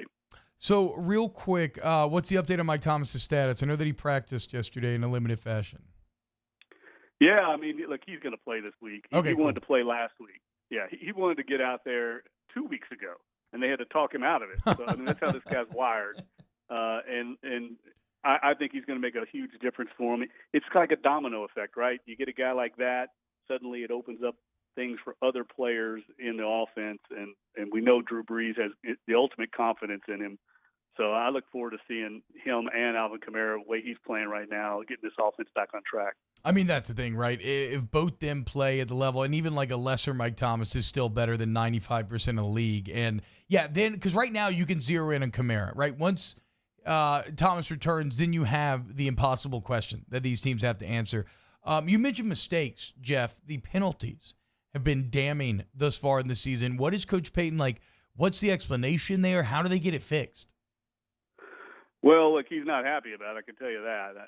I thought they would improve in that area against Green Bay because he had kind of a no-holds-barred film session with them after the Raiders game, and it didn't work. I mean, they still made some of these errors. The pass interference ones are the ones you're going to live with a little bit, T-Bob, because they're errors of aggression, and that's the way the Saints play. I compare the way the Saints play defense to the way some basketball teams play. When I played, our coach said, look, we're going to hand check all the time. We're going to constantly hand check, and we know the officials aren't going to call it every time down the court, and we got away with it. We were one of the better defensive teams in the league because of it. That's the way the Saints play pass defense, and they're going to get calls, but more often than not, they're going to get away with a lot of it, and they do. As a matter of fact, if you noticed on the broadcast of the game the other night, Chris Collinsworth dropped a little nugget that piqued my interest. He said Matt LaFleur spent a lot of their production meeting talking about how much the Saints hold on defense. This is known around the league. This is the way they play. Greg Williams' defense is played this way, but you're going to have to live with some of these calls. Some crews are going to call it more than others, and that's what I think the Saints have to hope for. They're going to have to get into some of these games where it's a little more lenient, or otherwise they're going to get whistled right and left, and they're going to have to adjust during the game, just like you do during a basketball game. Yeah, it's kind of interesting. It's a strategy that, I mean, I remember the Ty Law Patriots back in the day doing that to Manning's teams, the Colts. The Legion of Boom was very much like that when they were on the come up. And for the Saints, it looks like they're trying to be that. Unfortunately, maybe hasn't worked as well thus far. Talking to Jeff Duncan of The Athletic, FJeff_Duncan. Jeff, what about did it hurt your soul as much as it hurt mine hearing Aaron Rodgers continually drive home the point that there were no fans in that stadium last week? Yeah, I mean, that made a big difference, right? Those two costly defensive encroachment penalties probably wouldn't have happened if they would have had fans there, and that's something that the Saints are going to forever live with. Now it's going to work in their favor this week, even though there probably wouldn't be fans in Detroit anyway. But they didn't have to deal with that at the new opening of the Raiders Stadium either. So it works a little both ways, but that definitely was a factor in that game, especially with a guy like Rodgers who relies on that hard count. Well, and the other side of that is that normally those home crowds are a pass rusher's best friend, right? Because it makes the snap counts predictable and allows that get off. And when you're talking about Saints pass rush, the man who I don't think a single person in the state dislikes, Cam Jordan, all-decade member, he's been quiet thus far. What is Cam saying, and what do you think's exactly been holding him back in this young season? I don't think he's played very well, and I think he'd be the first to admit it. I don't know why, but he's not. He's been double-teamed before, T-Bob. He's double-teamed the last 5 years of his career, He's getting double-teamed. I did note the other day that officials through the first 3 games are not calling holding calls at like half the rate that they have in past years. Wow. So this is probably an edict from the league office. They want to see a little more high-scoring game, a faster flowing game. They're not going to call as many holding calls, and both sides are going to get away with that. And I think he's probably having to deal with that as well.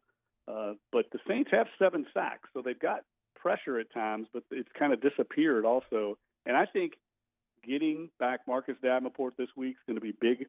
This is a guy that everyone I talked to in the offseason said, who looks best on the team compared to a year ago? They all brought up Marcus Davenport. He re-chiseled his body, put on good weight. Everyone was expecting a breakout year, and then he got hurt again. So we'll see if he makes an impact. I think he will on that other side. Jeff, where does the Taysom Hill package go from here? Like just overall view. Yeah, I'm with you on that. As a matter of fact, I've asked around with the Saints this week if teams just caught on, if they spent enough time in the offseason deciphering what Sean wants to do with that package, because it's clearly not working. It hasn't had the impact it has in the past. Now, he made the mistake the other day. He should have handed that off. Yeah. He made the wrong read and paid the price for it. That's something I think they want to continue to work on because they think that adds an element to their offensive package that forces teams to prepare for it. But they've got to get more creative. And I think Sean Payton, T-Bob, would tell you, along with Pete Carmichael and that offensive staff, that they haven't called a great game yet. They've had 3 different games that have been kind of subpar play calling. they've got to get on their game and that big, long, Cheesecake Factory play calling sheet that Sean Payton has it for every game. They've got to find some better plays out of that because it's all in there. They got to find them at the right time. It's a big menu. I mean, at the Cheesecake Factory, you're not wrong. It's a huge menu. I've never heard that before. What about following the Andrews Pete injury? Wow, I'm just realizing now, I don't know if I know the updated status of Pete. So if you could update us on that, and how do you feel about the Saints' interior offensive line? I feel like committing resources there in the draft looks like it's paying dividends here. Yeah, I think he's going to be out. I don't know anything official on that. They haven't announced. Didn't look good. Had to be carted off. That's never a good sign. But they've got some depth there. That is one area with the way Easton's played so far this year, obviously getting Cesar Ruiz back. I think they'll be fine up front. They've got to play better up front, too, along the interior line. Yeah. But that should be a strength. And look, this week, playing Detroit's got a lot of talent, but for whatever reason, they haven't gotten over the hump mentally. Oh, that's Matt Patricia. That's the reason. I'm sorry. That's Matt Patricia. I'm with you on that. I mean, there's something missing there because they got players. I mean, you watch them play, they've got talent. But this defense, I think they can run the ball on, and they've got a young secondary that I think Drew Brees can exploit. So I really believe this week the Saints offense can start looking more like the offense we're used to seeing and get back on track and go on maybe a little bit of a run here and get some confidence. Because the one thing I've seen on tape that I don't have an answer for, guys, is Drew Brees doesn't look as confident as he has in the past. He doesn't look like the Jedi that we always are used to, and I don't know what that is. It's crazy, Jeff. To me, the comments that have taken on a completely different light is when he was talking about letting it all hang out, right? Letting it rip. Yeah. At first, you think, oh, this guy's on the warpath. Now, you're like, wait, was that kind of born of insecurity? And then you go back and you look at him, and I don't know what it is. And I normally hate this type of stuff because it's not really quantifiable, but I'm with you, man. There's just something in the gaze that just it feels insecure this year. Maybe it's Mike Thomas. Too, the body language, right? I mean, the body language sometimes a little more happy feet in the pocket, just getting rid of the ball, not going through his progressions, and just immediately settling for the dump off. Yeah. Those aren't Drew Brees traits, and I've got confidence he'll get it back. I'm sure there's a lot of different reasons for it, but it's pretty evident on tape. Okay, last one here, Jeff. Let's end with a positive, right? Some people have on a high note. How about Alvin Kamara? Like, how good has he been thus far? Yeah, look, I think he and Christian McCaffrey are the two best all-around backs in the league. And look, thank goodness for the Saints that he has played at that level because offensively it hasn't been much else to go to. And you see the ability, the balance, the vision that he has. I mean, he's got rare traits, and it makes sense why the Saints gave him that big contract. He's a core player for them going forward in the post-Brees era. They're going to rely on him a lot. And I think if he stays healthy, he's going to break every rushing record that's ever been a part of this franchise. And Deuce McAllister will tell you that as well. He's coming after number 22. I can tell you that in the record books. There you go, Jeff Duncan. Check him out. Yeah, I think he already has the most multi-touchdown games, right? If you might have just said in Saints history. Jeff Duncan, check out the new book, Peyton and Brees, The Making of the NFL's Greatest Offense Ever. Can't wait to get my copy. Jeff, I'm sorry, tell everybody where they can get it on the way out. Look, you can order it right now on Amazon, and it'll get shipped out. So it's available now. It'll be in stores October 13th, but you can order it on Amazon or Triumph Books. I know people have already gotten their orders. So, and I'll be out and about to hopefully down in Baton Rouge as well, doing book signings. If we get out of some of these phases, I'll be able to do some in-person book signings starting in October. I absolutely love it. Jeff Duncan, check out The Athletic. Athletic.com/holdthatpodcast. You can sign up for $1 a month, people. The best deal out there. All right, Jeff, you have a great day, man. Thank you again. All right, T-Bob. Thanks, buddy. Take care. Yes, sir. Okay, wrapping up OTB-OT next. OTB-OT. In times of need, get a full list of phone numbers, websites, and other important emergency information on the Demco Stormwatch page at 1045ESPN.com. At All-Star Toyota, you get it all. If you're in the market for an all-new Toyota vehicle, come see our friendly and knowledgeable sales team at All-Star Toyota. Located in Baton Rouge at the corner of Airline and Goodwood, we've been serving our community since 2005 by offering a large selection of new Toyota cars, trucks, and SUVs. Get behind the wheel of your dream car and take a test drive at All-Star Toyota today. I've been doing business with Luba for 25 years. They're dependable, trustworthy. It's just the attention to detail with our clients. Our folks have years and years of experience. They're highly trained professionals. But many companies have that asset. What I'd like to think makes Luba a bit different is that we use those talents in a way that truly is dedicated to serving the needs of the folks who depend on us. Are you a licensed contractor? There's lots of good contractors in Louisiana doing work the right way, but unfortunately, too many unlicensed contractors are working outside the licensing requirements. Working as a contractor in Louisiana requires a license for the company doing the work. The Louisiana State Licensing Board for Contractors wants to help you get licensed to allow you to conduct work legally. It's not difficult to get the license. We can help you. Go to lacontractor.org for more information. Licensed contractors, it's the law. I'm Jay Ducote. I grew up learning how to cook at LSU tailgate parties and right in my own backyard. And I created JD's Louisiana products to bring that Louisiana flavor to you at home for your backyard cookout. JD's Louisiana barbecue sauce, Louisiana molasses mustard, spicy and sweet barbecue rub, and more are available at your local supermarkets or by logging on to jducote.com/shop. Put in promo code CST for 25% off at checkout.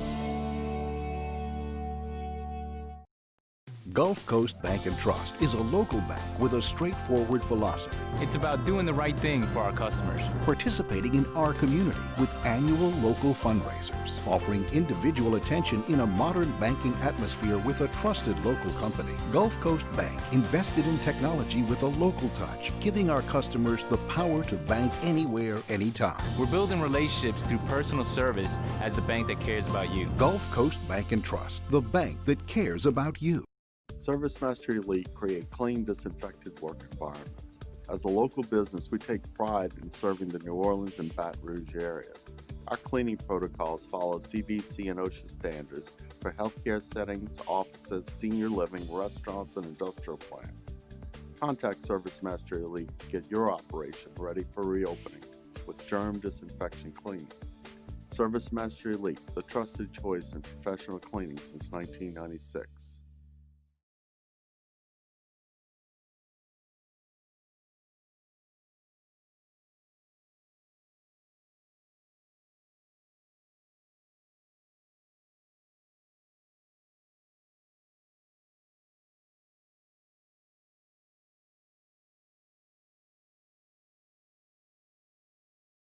At Cordell Toyota in Opelousas, you can get into a Tundra for $7,000 off MSRP. That's right, $7,000 off MSRP. And we have plenty in stock. So come on down to Happy Town. That's Cordell Toyota in Opelousas, Happy Town, USA.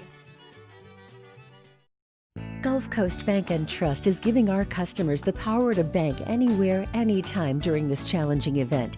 And we're right there with you. Our mobile banking app is a smart way to manage your money and time. Gulf Coast Bank and Trust, the bank that cares about you. To all of our heroes working on the front lines of this COVID-19 pandemic, your bravery and selflessness represent the very best of us, and we want to say This is Charles Hannegriff. Join me and Jacob Hester for the next edition of Hanging with Hester and Hanny. Darian Noka from ESPN will join us to talk SEC football, and Hunt Palmer will be in a good or a bad mood depending on how the Cubs do. Hanging with Hester and Hanny, noon weekdays on 104.5 ESPN Baton Rouge.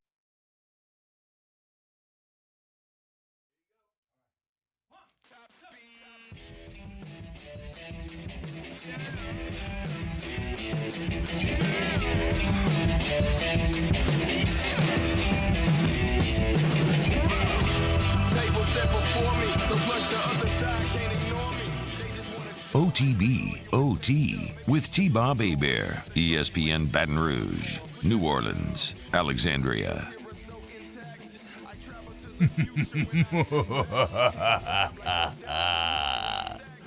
Welcome back to spooky season. Here on Off the Bench, celebrating it all month long. Can't wait today.